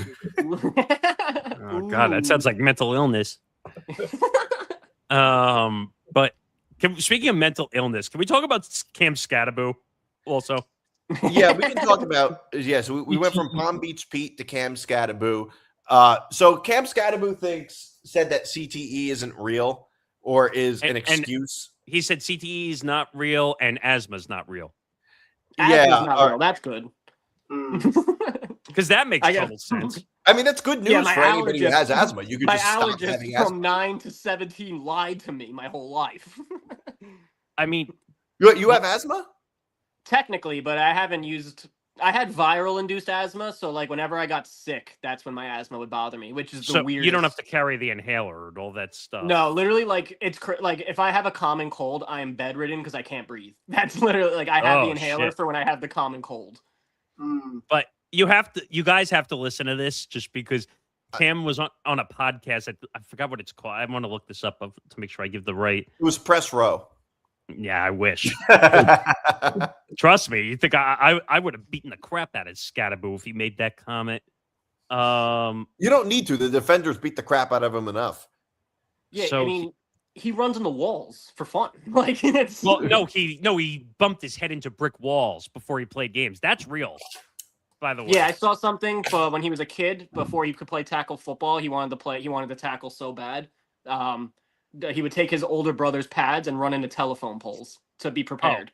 It was called Bringing the Juice. That was the name of the podcast. Okay. Which is a terrible name for a podcast, just like 1925, a Giants podcast. Is a terrible name. That's the worst name. Bringing the Juice. That sounds like if sounds like a steroids podcast. It does, right? Yeah. But he was on this podcast. He talks about CTE and asthma. Here, take a listen. I'm taking off. Like, okay. Run through my first place. Yeah, exactly. You think CTE is a real thing? No. It's an excuse. I think asthma is an excuse too. Yeah. Is that a hot take? No, that's a good take. That's valid. Yes, asthma's fake. Is there anything worse than when you're in 4th grade and someone's huffing and puffing, you're just soft? Yeah, just literally be better. breathe air. Like, seriously? Like, well, I'm pretty sure everything he said was just satire. That's still bad, Nick. I think he was saying it like completely in jest. I don't think he actually believes that. Nick, you can't say it though. I get that. I get that. I'm just saying I don't think he literally believes it. Like that's like he came out and apologized in a tweet after it. I completely get that. I'm not saying he should have said it. I am just saying I don't think he literally believes that CTE isn't real. It doesn't matter. You can't say it. You just can't say it. If you're taking medical advice from Cam Skattebo, that's on you. But yeah, I'm not saying you have to take medical advice, but he literally came out, Nick, and said, "I recently did an interview and had a lapse in judgment." Don't give me that bullshit. Because his agent told him he had to apologize. That's what happened. Yeah, there's no way Cam Skattebo thought the words on his own lapse of judgment. Oh no! Well, he's not smart enough. But he's banging his head that's into a good walls. That's a good point. I don't. He also went on to say, which resulted in making a tasteless joke about CTE and asthma. So that clearly means that he was doing it to do it, right? But that also clearly means that he doesn't literally believe that. That's all I'm saying. But you can't say it. It doesn't matter. Like CTE is a serious illness. Yeah, I mean, people are killing their families over it. Like that's why I'm saying it's a bad look. And it was just kind of a dumb joke. He was kind of that's just what like Cam Skattebo is. He's a dumb jock. His role is to be dumb. And you got on me last time when I said I think he was an idiot for being at the WWE event, being scripted. But what does that have to do with this? That he's an asshole. But like, okay, I can say he's an idiot for what he said here, and also say I don't care about the WWE event. Those are two completely different things. Yeah. I mean, what does one have to do with the other? I don't understand. I was going to say it. Well, I said this on ETB, which comes out on Wednesday, but I'll say it here. I think the Giants should cut him. No, I don't want that. You want the Giants to cut their best running back because of a dumb comment he made on a podcast? It's not a dumb comment. It's serious what he said. The Giants No, are he's in no dumb. place to be cutting good players right now, okay? Yeah, the Giants are not in a position to cut good, especially not their best player. I mean, my only issue, I would agree with firing a coach that said this because he's in a leadership position. But here's my thing. From his actions, Brian Dable seemed to believe this with the way that he was playing Jackson Dart and Cam Skattebo. What I think they need is a head coach that can actually teach Skattebo and Dart to avoid big hits. I think that's really what they need. You're telling so you see nothing wrong with this whatsoever. I didn't say that. I said there's a lot wrong with it. I just said I wouldn't cut him for it. Like here's the thing. I think there's a lot wrong with this, but I just don't care that Cam Skattebo is a dumb jock. That's how I view it. Like, so that's the excuse. You're going to say because he's a dumb idiot that's why. That's not what I said. I didn't say it was an excuse. I said I don't care that Cam Skattebo is a dumb jock because that's just what he is. The biggest issue I have is why is he wasting time going on podcasts? Like, if anything, that would be my biggest criticism. But just because I say I don't care about it doesn't mean I think it's good or right or think he's correct or making. No, but you just gave him the jock excuse, though. That's what you just said. That's not what I'm saying. I'm not saying. I'm not giving him any excuse. I'm just saying he's a dumb jock. That's objectively. Would you disagree that he's a dumb jock? That sounds partially like an excuse, like you're saying. No, it's not, though. I think that's just what Cam Skattebo is. Calling somebody dumb, it doesn't mean that I'm excusing anything. I mean, I think Rashee Rice is dumb for getting into that car for the hit and run. Well, he's that's dumb. Being I'm not that's being a criminal. But I'm not excusing him for that. But that's being a real criminal. That's different. It's the same concept, though. If I'm saying I think that's just who Cam Skattebo is, he makes dumb comments. He's he's not the sharpest tool in the shed. Wait a minute. A bunch of hits. That's it. Like, that's all I'm saying. Hold on. You're comparing Rashee Rice, who's a criminal, to what Cam Skattebo did. Wait a minute. You're calling. Rice coming out tweeting, I had a lapse of judgment after the accident. Exactly. He didn't think of that himself. Here's my issue, though. You're calling for the Giants to cut Rice should be cut too. What? Rice should have been cut. I don't remember you saying that when the situation happened. I was very adamant about that. He should have been cut. But they never cut him because they need him. But here's the thing. Giants need Skattebo too, though. The Giants teams need. Cam's not a criminal. He's just dumb. No, wait a minute. I'm not saying they should keep him because they needed him. I'm saying what the Chiefs were too desperate that they were not going to get rid of him, is what I said. Here's the issue, though. There are players on teams that have done things far worse than what Cam Skattebo did. And the way I see it is that if they can be on teams, if Tyreek Hill can play on a team. Brandon Ayuk going over 100 miles an hour. He got cut. Yeah, I know, but before then, he had so much shit that he theoretically goes. Here's the thing, though. If Tyreek Hill can play in the NFL, if Rashee Rice can play in the NFL, Jalen Carter killed somebody in vehicular homicide. If he can play on the Eagles, then the Giants have no obligation to cut Cam Skattebo. No, first of all, the all Eagles those are the guys biggest should be out of the scumbags. league. They don't give a shit. The NFL could give two shits. They pretty much promote domestic violence and think it's okay. Well, no. Here's the thing, though. It's more complicated than that, though, because there is a players' union where the NFL can't just do anything they want. They don't have omnipotent power. Well, they fucked up the Ray Rice situation. I'll tell you that. They did. much. I don't disagree, but it's not as simple as the NFL can just suspend players for domestic violence for any. It has to be within the confines of the agreement with the players' union. So it's not as simple as the NFL could just ban players for life for domestic violence allegations. No, but Roger Goodell doesn't punish anybody. Roger Goodell doesn't punish anybody. Let's just be real, okay? But here's the thing: all the leagues are like this because of the players' unions. Look what happened to Deshaun Watson. Deshaun Watson allegedly assaulted 13 or 14 women. Well, I totally agree. All I'm saying though is that all the leagues are like this. It's not funny, but it's all the funny leagues that are like he's this. still But the playing. MLB, I agree with this. But the MLB is the same way. There's no shortage of players in the MLB that have been accused of domestic violence. There's no Domingo shortage. Germán got cut. Domingo Germán from the did it in Yankees. front of an executive. Well, he got cut, but He got cut. He No, didn't. he didn't. Him. He didn't Domingo get cut Germán? for that. He was on the Yankees at the time. He threw a no-hitter. No, for the he threw a perfect game, and then it came out. He beat up his girlfriend again, And that was they it. dropped him. and then they dropped him. So he had to do it twice. What? He got suspended the first No, time, no, and but then it he- happened again. I think it was because of So yeah, hold on a second. He What got about- hammered and beat his girlfriend locked herself in the bathroom and was like calling. Or was other wait a players' minute? wives. Was that him or was that Chapman? 'Cause the No, oldest Chapman. Chapman locked his girlfriend or his fiance in like a shed or something, and like and beat tried her. and almost threatened to beat her up. Yeah, Yeah, he did a little more, I think, than that.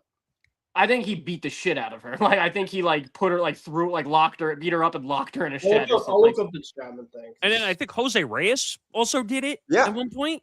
Jose Reyes definitely beat up his girl at one point. But Yeah, so all this happens in baseball too. but go look at that. I'll there's give you not another that many- In basketball, there's not as many cases. Oh, In God. basketball, there's actually like quite a few former college players that didn't make it in the NBA. Yeah, but that have- Adam Silver's is a player commissioner. He's never going to punish anybody. Okay. Well, no, I was just saying that a lot of former college players that never made it in the NBA have gone to prison Domestic for murder. violence or domestic violence. I was going to say murder because there's been quite a few of that.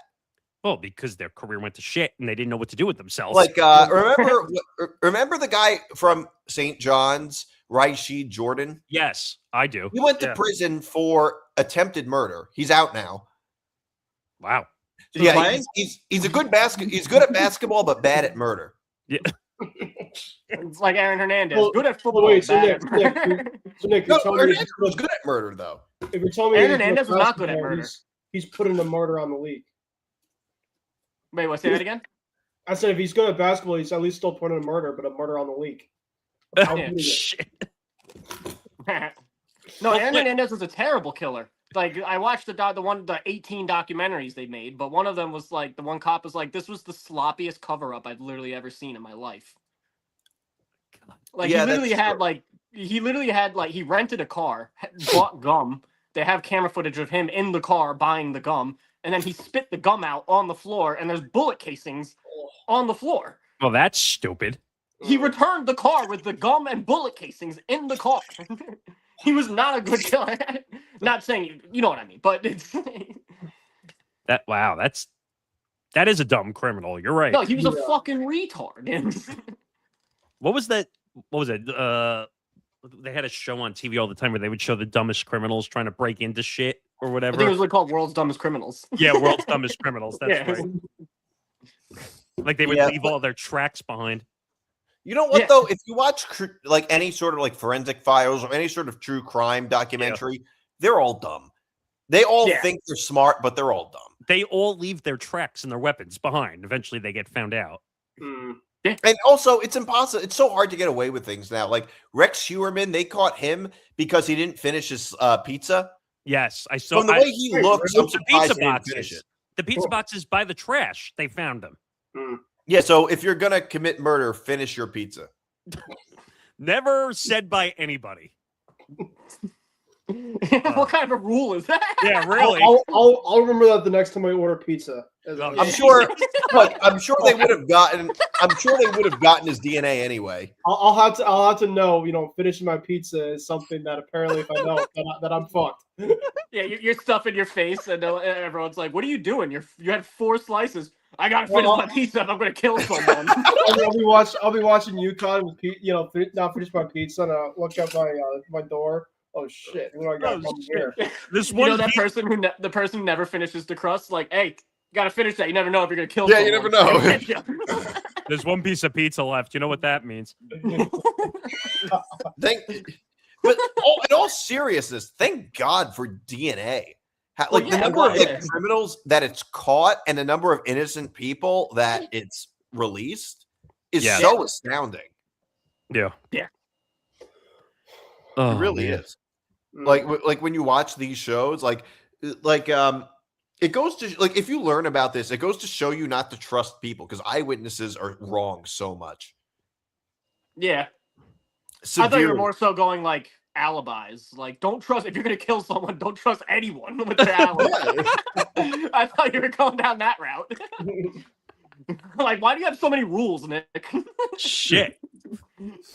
Finish your pizza. Don't talk to anyone. Finish your pizza. Well, yeah, don't trust anybody. And by the way, don't smoke cigarettes either.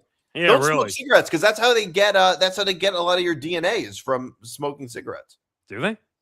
So I They smoke can get it from the the cigarette. butts too. Yeah. I smoke the whole butt too. They'll never. They're never getting. God. This took a left turn. Nick, What really else- quickly, because I know we didn't put this in the show, but since you're a Met fan, what do you think about Howie Rose retiring after this year? I say good for him. It's about time. I mean, I I say love good Howie riddance. Rose, but he's getting older. I don't blame him. When I say about time, I like he's been doing it for a long time. Like, Right, I know you don't mean it in like you're trashing him. You're like, you can't No. wait to get rid of him. no, I like Howie Rose. Actually, Howie Rose is Yeah, great. I'm like, isn't he like pretty beloved by Mets fans? I was Yeah. like, you Yes. guys are happy? His He's like call, the Yankees' John Sterling to the Mets. his call of what was it, the Milwaukee series when he called that? When Alonso hit the home run. That was incredible. Yeah. Off, in the Devin playoffs. Williams, who's now a Met. He's your guy's problem now. Yeah. Fuck There's Devin also Williams. another underrated call he had was against the Cubs in 2015, the one at Wrigley. that he Oh called. yeah. Oh, yeah. yeah. Joe Smelia. That was a good Yeah. one. He's Yeah. great. Like, I And think Johan's no hitter as well. That was another big which one. Yeah. shouldn't have been a no hitter. Actually, Oh, who cares? it shouldn't have been a no hitter. The ball was fair. Well, You're think right. about this though. You could say it might not be a no hitter, but look at Colorado for Detroit, in which he should have That had should the have first been a game. no hitter. No, that was a perfect game. Jim Yeah. Joyce was blind at first base as an umpire. That Well, was- look, if there was instant replay, it would have been a no hitter for It would've- Armando Galarraga. It literally would have reversed both calls in both of those games. It would have, Sure. yeah. But I also There's been call. like, No, for that the guy in the Mets- Tigers. That guy in the Tigers had a perfect game till the last batter and that awful Well, call. And the like one now thing there's, I like, will say- like It's crazy. The one thing I will say though is Miguel Cabrera shouldn't have been venturing so far off of first base. And I don't know if that fucked up the umpire's call. It shouldn't have because the ball got there, 5 steps before so the call needs to be far made. ahead. Like it's like the ump wasn't even looking. they Like, they appealed to to MLB and they still wouldn't change it. yeah, Well, you know what? I think You they're can't they're change it doing it after again. the I'm pretty fact. sure they're doing it again. They're trying to appeal it again because now there's instant replay. I can't. think in terms of I know American BTR, but that last call that on Perdomo, that was not a strike. That definitely Oh, should have not at all. That Wait, should have which went to one? ABS no matter what. Had a chance for Tatis to face Miller. Yeah. The Wait, World which Baseball game? Classic. Oh, The The World that Baseball game. Classic, USA That TR. was a terrible call. Yeah. It was. I'm glad we won, but it's still Yeah. like I was like, dude. If I was a Dominican fan, I'd be pretty pissed off. I think they had be fair. a Oh, they were challenge cool. system, Yes, didn't yes. they? I don't blame them. No, there's no challenge system on strikes No. and balls in the World Yeah, Baseball but Classic. they had the pitch clock, but they didn't have the challenge system. That makes total sense. Yeah, they need to have that. Challenge system than a pitch clock. By I'm the just way, all fully on board with ABS at this point. you realize that the games are now going to be like another 15, 20 minutes longer because of all the Who challenge cares? calls. It's gonna go back to 3 hours. It's not going to go back to 3 hours, but every time you're just going to see people doing this, like all game, just tapping their head, like I something's see there's wrong. balance, though. Like, like this. Baseball has sped up, and they've done a pretty good job with it. Look, Did you- I'm not sitting around watching an entire baseball game I anyway, can't. so I don't really care that much. Did you see though? And I saw this today that you can't make a move if you want a challenge. So like when the pitch comes in, I saw this today from Kevin Biggio on the Astros. So he got mad at a call. He flipped his bat up in the air and caught it, and he went to challenge, and they said you can't challenge because you already made a movement in the box. What? No, I'm dead serious. Like No, they no, I said- believe you. Like that's actually insane. They said that if you want to challenge, you have to make the movement and challenge. That's your first movement after the pitch comes in, or else you can't challenge. So you're basically Right. saying that No. if you try to challenge twice, they're not going to allow you to just do it in general. No, they're saying basically you have to challenge. That's your first reaction you have to have if you think that a pitch is not a strike or whatever. But it's kind of Couldn't that really be a bit abused? Couldn't that be like you moved your hand this way? It's not your first. I agree with you. I'm just Yeah, telling yeah. you what they did. That's crazy. If any, it should be a time frame. It should be like you have X amount of time to challenge. Because what your natural reaction when you see a pitch that's not a strike is like they're going to throw a helmet or they're going to throw a bat or like whatever, or they're going to be mad and turn around and argue with the umpire. So now they're saying if you turn around and argue with the umpire, you can't challenge if you move. Well, here's the thing, though. If you know you can challenge, you're not going to argue with the umpire. You're just going to pretty quickly going to challenge the call. Unless there's no point in arguing with the umpire when you can just challenge it. Because the natural reaction over the years was to argue with an umpire for all these years. Even though you would get ejected and the umpire would. Yeah, it's not like it's not like you ever got it your way. It's like arguing with the cop. Yeah, it's not going to go your way, but well, you can sometimes you can express your. That's opinion. not true. Sometimes you can win with the cop, depending. Well, you can if you go to court, but if you argue with a cop when he pulls you over, you're not winning that. That's you're true. not winning You're right. that argument. You're right. You're not, that's true. because then he's just going to flex and be a dick in any way he can. And sometimes cops they like to exaggerate. That's true. You're all like, you blew that stop sign. Not really. It's a rolling stop. Relax.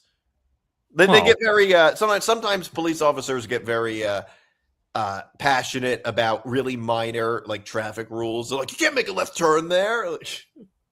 Or my favorite, the right on red. Anyone here ever done a left on red? No. I'll tell you one quick story. When I was in high school, when we were actually allowed to park on our high school campus. So we have a light when you come out of our school, you have to go downhill. Someone tried to be an idiot. So they went to turn right on red to make it look like they were turning right on red. And then they made a left to make it look like they made a right on red. But they actually then made a left. Wait, they made like a right and then made a U-turn to go left? No. They made the right to make it look like they were right on red. And then they went left. Oh, like they had their car and then just went to make it look like, oh, I made a right on red, so now I can make my. The car had the signal, but they went the opposite way. I used to do that. You did?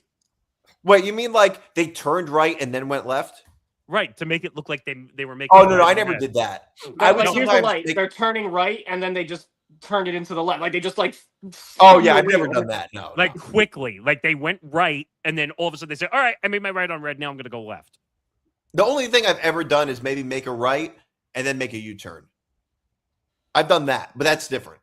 Just normal driving when you go right, like I make a right, I drive a little, and then I just make a quick U-turn. Oh, okay, that's fine. But this person, that's what a considerate human being does. No, this person literally made a right, like they were turned right and then they made a left, like literally in the same. Also, to clarify, the left on red I took, it was a one-way street, so you can turn left on red. You can. It was a one-way street, so I came to the stop, and it was a one-way street going that way. Was it a stop sign or a red light? What? It was a red light. I don't think because it's a one-way street. Direction, you can't make a left on red. Well, they let me. The sign said it was fine. Maybe in Vermont they allow it. This was in New York. This was Troy, New York. I was visiting my buddy. I was visiting my buddy. Sounds like it was one of your gigs. No, I was visiting my friend at Rensselaer Polytechnic Institute, and it's a one-way street, and you come to the stop, and the traffic only goes that way, so you can turn left. Wow, I've never heard of a left on red. I will tell you. That's the only place I've ever seen it. But there's a sign that actually says left on red there. Said you can. I think it's like like they're not gonna pull you, but it's like no turn. It's like no turn or like no turn at light between these times. But it's a one-way street. I'm gonna look up places with left on red. I imagine Troy, New York, be the only one. I'm telling you, I'm gonna call up my buddy now and be like, "Do you remember what's the name of the street that you went left on red at?" It was by his house. By the way, do we want to briefly talk about the Kenyon Martin? Gilbert Arenas thing before. Yeah, but we have some more sound to play. We have really quick. Because he was Colin was talking about the one-way street. So I just googled it and said in most U.S. states you can turn left on a red light from a one-way street onto another one-way street after a full stop and yielding. Really interesting. Yeah. So in terms of the states, there's actually 42 that are legal, including New York, Texas, Washington, Ohio, Michigan, and Georgia. Wow. I never thought New York. I would never turn left on red ever. I like my life. Well, Troy, New York is like upstate. It's kind of the sticks. Yeah. Yeah. There's It's north actually of rules Albany. of how to do it according to Google, but I don't have to get into Hey Nick, think about doing that in New York City, making a left on red. You can't even make a right on red in New York City. No, I'm you just saying, can't. imagine. You'd fucking die. You'd get Yeah, hit by literally. the car. You would die. If you guys want to hear the rules really quick, so it says to stop first, to come to a complete stop, just like a stop sign, but before initiating the turn. Then to yield, you must yield to all pedestrians, cyclists, and traffic already in the intersection. And then to check the sign, so a no left turn on red sign means you must wait for the green light. Ah, so this is what it's like going to get your permit for your license all over again. Yeah, well, Yeah. you know, I had no idea about, to be honest, about that either. So. God, some people shouldn't drive. But yeah, like so women, we can talk a little bit about Kenyon Martin. He basically aired out one of his employees on his podcast for making fun of his stutter. Yeah, and apparently he didn't take it too well. And Kenyon Martin's like an old-fashioned guy. Wait, here I got the. It seems kind of justified if someone's making fun of your stuff. Well, hold on. I have the. Whoops. Well, I have the video. My bad. Who are you calling? No, I meant the screen share. You turned into Zan for a second. Yeah, I turned into Zan. All right, all right. Wait, hold on. Hold on. Now do it. Tried to be that, right? Smoothly and good times, right? So you get to know people and you treat people a certain way, right? And I've always tried to be that, right? Man, he aged. People, Oof. how I expect to be treated. With Still in great respect. shape. I've vowed over years to meet the same energy as people give me and do more because of how I can come across, right? Which I know me, trying to get better over time and how my tone with people in situations. So something recently was brought to my attention, right? That one of the people that works here that we see daily, and I brought this person into my home, right? Had this person around my wife, my kids, right? Treating them nothing but respect, right? Oh, shit. And this is a loyalty situation. I want people to, with their kids, right? Teaching situation. When people tell you be careful who you bring into your inner circle, Motherfucker. be careful who you bring into your home. This is this situation that I'm speaking of right now. Hey, Suge, come here. Oh, shit. Can I pause it for a second? Yeah. So I love how he says, be careful of who you let into your home. I always thought it was kind of funny. Like the guy's not like he's not a child molester. Like that's what it sounds like he's about to say. He's like, be careful who you let into your home. Yeah, no, it sounds like He's like, he made fun of me. Like that. That's what I think is kind of funny. Like he's not an axe murderer. Yeah. I mean, that threw me off. I was just like, oh shit. Like, is this like like if I didn't know better, I would have thought, oh my God, this guy's a monster. I would have thought it was like attempted murder going on here. Yeah, I would have been like, oh, kidnap my family. Like he kidnaps children, and I let this guy into my home. Like it's not like, all right, he's kind of a jerk, but I don't know. Like I just thought that was kind of funny. All right, You want this? Huh? No, I don't need the mask. Kill a nigga. So I need you to do some explaining to me, brother. You need a mic? No, I don't need a mic.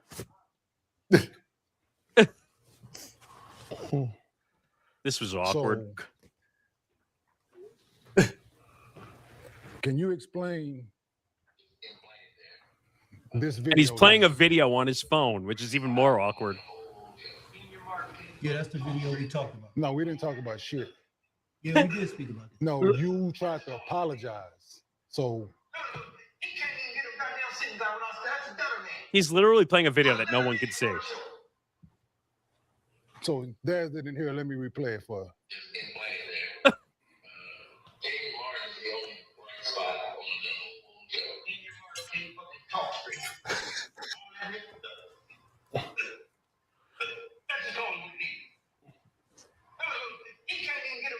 sitting down when I said, that's a better man. So the better man can run the show. So when I brought you into my home, this how you felt? No, I apologize. Huh? No, but so this how you felt when I brought you into my home and I had to run my wife and kids? No, that's not how I felt.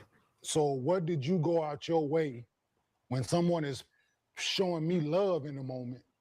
You go out your way to disrespect me. I don't think I was being disrespectful. Disrespectful. When that's something that I've stated time and time again on this couch. Sensitive subject, huh? Sensitive subject for me, right? I drew a line in the sand a long time ago with this. There's no apology ever that, as an adult, that I will accept for this. I came in here one day over at Gil's house and you walked up to me and tried to apologize out the blue. I blew you off because I didn't know what you were talking about. That's the situation. Yes or no? Yes. So Why would therefore, you talk about this when I apologize? because I didn't know what you was talking about, it didn't matter. I sent you the video. No, you did not. I didn't see the video. Someone else sent it to me. I didn't see the video until 2 weeks ago. First time ever seeing that. Had I saw it back then, we would have been had this conversation. Do you think not? That's why I apologize. But so you apologize because you realized it was some BS. Because you've been in my home around my wife and kids. again. You were. I had you around my children. You know. It sounds that's like that's like a Tony Soprano like sentence where it's like he's like in front of my kids and has like nothing to do with the situation. Yeah, like that's my only criticism. It has nothing to do with anything. The fact, like you would think that he was like a child molester from the way it sounded like he was going to commit murder. Like, I was like, so when he says "careful who you bring around your wife and kids," I just thought that was kind of funny. Also, I can't get over how expensive those watches look. yeah, really. People know how to tell time. Dude, especially the ones with the lines, which have no numbers on it. I actually been going down rabbit holes of like vintage Soviet era watches, and you can get a really cool looking one for like $100. That's my take. That's all I got. Oh man. Well, now, was it necessary to air this out on the podcast? What? No, but it's views. No, but it's got to be great for Gil's show.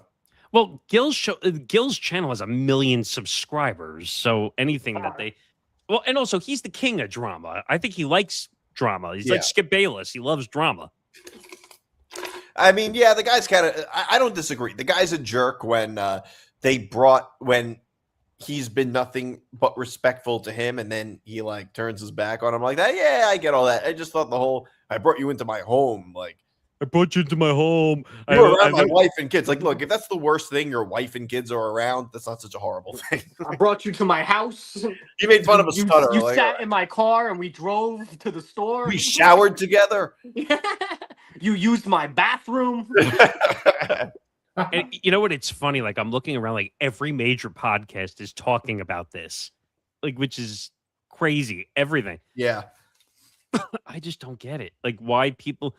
It's not like they had a fist fight on air. Like I thought it was funny when like people were saying, "Oh, well, Kenyon Martin confronted one of the staff of Gilbert Research." He didn't confront shit. No. I think they did that for clicks, saying he confronted somebody. Well, he did confront him. He leaned over. He didn't confront shit. I don't know. I think that was just for headlines. I don't know. It's just what it seemed like to me. Yeah, I don't know. It was just. I just thought it was crap. Whatever. We have a few more sounds to play. This is Mark. I guess the Hubert Davis one we could do on the podcast tomorrow. Actually, we don't really need to play it now. Yeah, because we have no idea if he's coming back. CUNC or not. Here's Mark Norman talking about doing a show in a sauna. I'm shocked by this. I mean, we all have done weird venues in our pursuit of stage time as comedians. Yes. This was the New York Comedy Festival last year. Yeah. You did a show in a sauna. Yeah. So look at that. That's you, and these are people that are fully in just like Yeah. Explain how this happened and how it went. God, this looks like I'm performing in hell, doesn't it? Yeah. But Have yeah, you seen yeah, the it was, video? I'll do a show anywhere. The guy asked me, and I said I could probably squeeze it in. I had to go there, put a towel on, and just not get a boner. Yeah. And how'd you do? Do you feel like in the end you did all right? I did all right. A couple of gay guys hit on me, which to me is a win. Yeah. Yeah. I couldn't do that show because I would have gotten a boner. So I would have. I'm just kidding. Nick's wearing sweatpants. Of all days to wear sweatpants, Nick's inside a sauna. I would have been like, geez, it's like a sauna in here. I hate you. Oh man. Oh, Nick, speaking of stand-up, are you doing Boulevard tonight after this? Yeah, and I think I'm going to do Clifton too if they have time. You're going to Dingoes? It's like 9. Is it still going? I don't know. I'll find out. I don't know. Last time I went to Dingoes, fuck it, I'll say Arnold was hosting, and he was definitely like on shrooms for sure because he was. You think? No, I mean this is he. No, like, I mean he's how he's a colorful character, Yeah. But like his vibes were weird. Like I brought my girlfriend with me to Dingoes, and she's. Why would you bring your girlfriend to open mics? That's like she was in Jersey. She was sleeping over, and I'm like, I'm doing this mic. I'm like, you're more than welcome to come, but I don't recommend it. She's like, no, I'll come, and then. Yeah, and then he's host, and I don't know, he was tripping balls for sure because like his vibe was weird, and he's like smoking a joint inside Dingoes in the back, like, and he's like rolling around like on the seat, like it was, and she's like, "What the fuck is this place?" I'm like, I don't know, I don't think I'm coming. First went there. That's what you get for bringing people to an open mic. Yeah, but then like the time before I went there, it was a blast. Like I had a good set, and it was packed, like it was fun. It's always fun when it's packed and you have a good set. That's always fun. That's never not. Good point. But but like even I'm like I told her I'm like we should have just went to fucking Boulevard. This is a nightmare. Yeah, I don't know. I enjoy that room actually. Boulevard or Dingo? Dingoes. I like the physical room of Dingoes. But I think that I have a lot of fun in those rooms. I find the physical room of Dingoes. Yeah, I don't know. Oh, I mean, like, sorry, you guys aren't comics. We're talking the some people New that are in it. Jersey I comedy enjoy drama. it. Silverstream's gone too. Yeah, maybe. Yeah. R.I.P. R.I.P. I mean, Just it was like dying. Colin, just like Hubert Davis. I mean, I hadn't been in like a month or like 3 weeks at least, and the last time I was there was 4 people. Yeah, that's rough. All right, I think it's time to end the show. Yeah, we're getting into inside baseball in the comedy scene. Inside baseball. We do a lot of inside baseball in this podcast anyway. Most of it, the podcast scene. So I think Speaking of baseball, because I know we're saying it, make sure to listen to do hitting for the cycle. Thursday. This Thursday. Just want to obviously clarify because obviously there are dates and stuff. Do we know what time yet or no? I will get that clarification. My guess is probably going to be about 9 o'clock. But we'll actually make sure StreamYard works this time. Yeah. Because Hell yeah. StreamYard's being a pain in the ass. That was a roller coaster the other day, but we got there. We got there, but it was just an hour later. All right. Colin, you have any gigs to plug? Follow my Instagram at Colin Syracusa, one word, or my Twitter at Colin Sucks. I feel like I'm booked for something I'm not remembering. And finish your pizza. Yes. Yes. You know what? That should be the way you end this show every time you host. Now, just finish your pizza. Yeah. Yeah, that'd be great. Yeah, make sure you finish your pizza, guys. Customized shirt now. Just like you're gonna have everybody on this show in rotation. You're gonna be like, finish your pizza, and they're gonna be like, what the fuck is he saying? Wait, if we're talking merch, I just went to my aunt's house where I had my screen printing shit set up, and I'm like dismantling a lot of it to bring it back. I could literally print us shirts. It's just a matter of finding the place to do it. But I can make the shirts. That would be absolutely sick. How many people would we be able to sell it to, though? How many are watching? 116. All right, let's say 30. 30. It's like a promotion. Like the first 30 people got to get a pizza shirt from the courtesy of the network. Yeah. Finish your pizza. I have some ideas. For merch. My bad. I have some merch ideas, but I'm not going to do what a certain network did, where they tried to use a entire thing of merch and then they completely failed on their ass and messed it up really bad.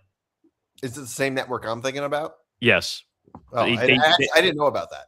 They used a website called Bonfire, I think. That already sounds sketchy already. Sounds very sketchy. I mean, the plus side to me doing the printing is, you know me. Nick knows where I live. Like, I can literally just hand it over. Like, there's not going to be any issues. We'd have a lot of fun. Like, Nick, they were literally, this is no joke, they were selling sweatshirts for like $65. Yeah. I am not joking. 65 cents for their merch. I know how much the material costs. It's nothing. I have my friend who taught me how to do the screen printing. He has his own clothing brand, and I bought blanks through. We call them the blanks. That's what we call them. Bought it through him. You're getting Hanes shirts, like good quality Hanes shirts, for like $1 a piece, depending how big the bulk is. Even Nick, less. you know what would be a great idea, and we'll end the show on this. We should use them as giveaways on shows, and then we can get more people to watch. Yeah, that's the way to do it. That way, you make like 30 of them. We can use them for like 30 shows, and just say, "Hey, if you're in the show, you have to subscribe. You have to take a screenshot, say you're subscribed to the YouTube channel." Yeah, that's a good idea. And we're cooking. That might be the way. See, I'm using the noggin, unlike some people. But all right, that's it for the show. That's our show. Tune into Moving the Goalposts, coming out on Thursday, and Unnecessary Wagers, I think, will be on Wednesday. Yeah, I think that's going to be solo. All right, that's fine. I'll make it a little shorter. Saves me some time. So, but I did speak to Nate. Nate's our new guy joining the network. He's looking forward to actually wanting to be on the show with you because he's a big gambler. Okay. Too. So we got a couple more left for college basketball season. I will tell you though, he is a baseball gambler. If he wants to do that's bold. If he wants to do an Unnecessary Wagers baseball show with Ben or Chewy or whoever wants to do it, you guys can be my guest. I'm sure as hell not going to do a baseball betting show. You guys can do that. Wait a minute. You've never bet baseball. I don't bet baseball at all. I'm like the reverse Pete Rose. Oh, that's no fun. Actually, I don't bet baseball either. You don't bet? No, I don't. But yeah, if you guys want to do like an off-season Unnecessary Wagers, that's cool too. I will tell you, I have a bet on the winner for the March Madness. No, I have Arizona. Yeah, I love betting. Me too. U of Gay. What? U of Gay. U of A. Instead of U of A. That's what I was totally mishearing that. Arizona State fans call it that because they hate Arizona. Shit, I thought you were saying a different word when you were saying that because of the way I was hearing that. No, U of Gay. Okay. Why do you hate Arizona? I don't. Arizona sorry. fans. Arizona State fans hate Arizona. Oh, which one of those was #1 party school? Arizona State? Arizona State. ASU, yeah. I lived in Phoenix for a little bit. ASU is the one where like their dropout rate after freshman year is like 60%. A lot of coke there. That makes sense. All right, we're gonna stop babbling. All right, we're done. So have fun, everybody. Yeah, we'll see Good you night, next time. guys. See you. Good night, everyone.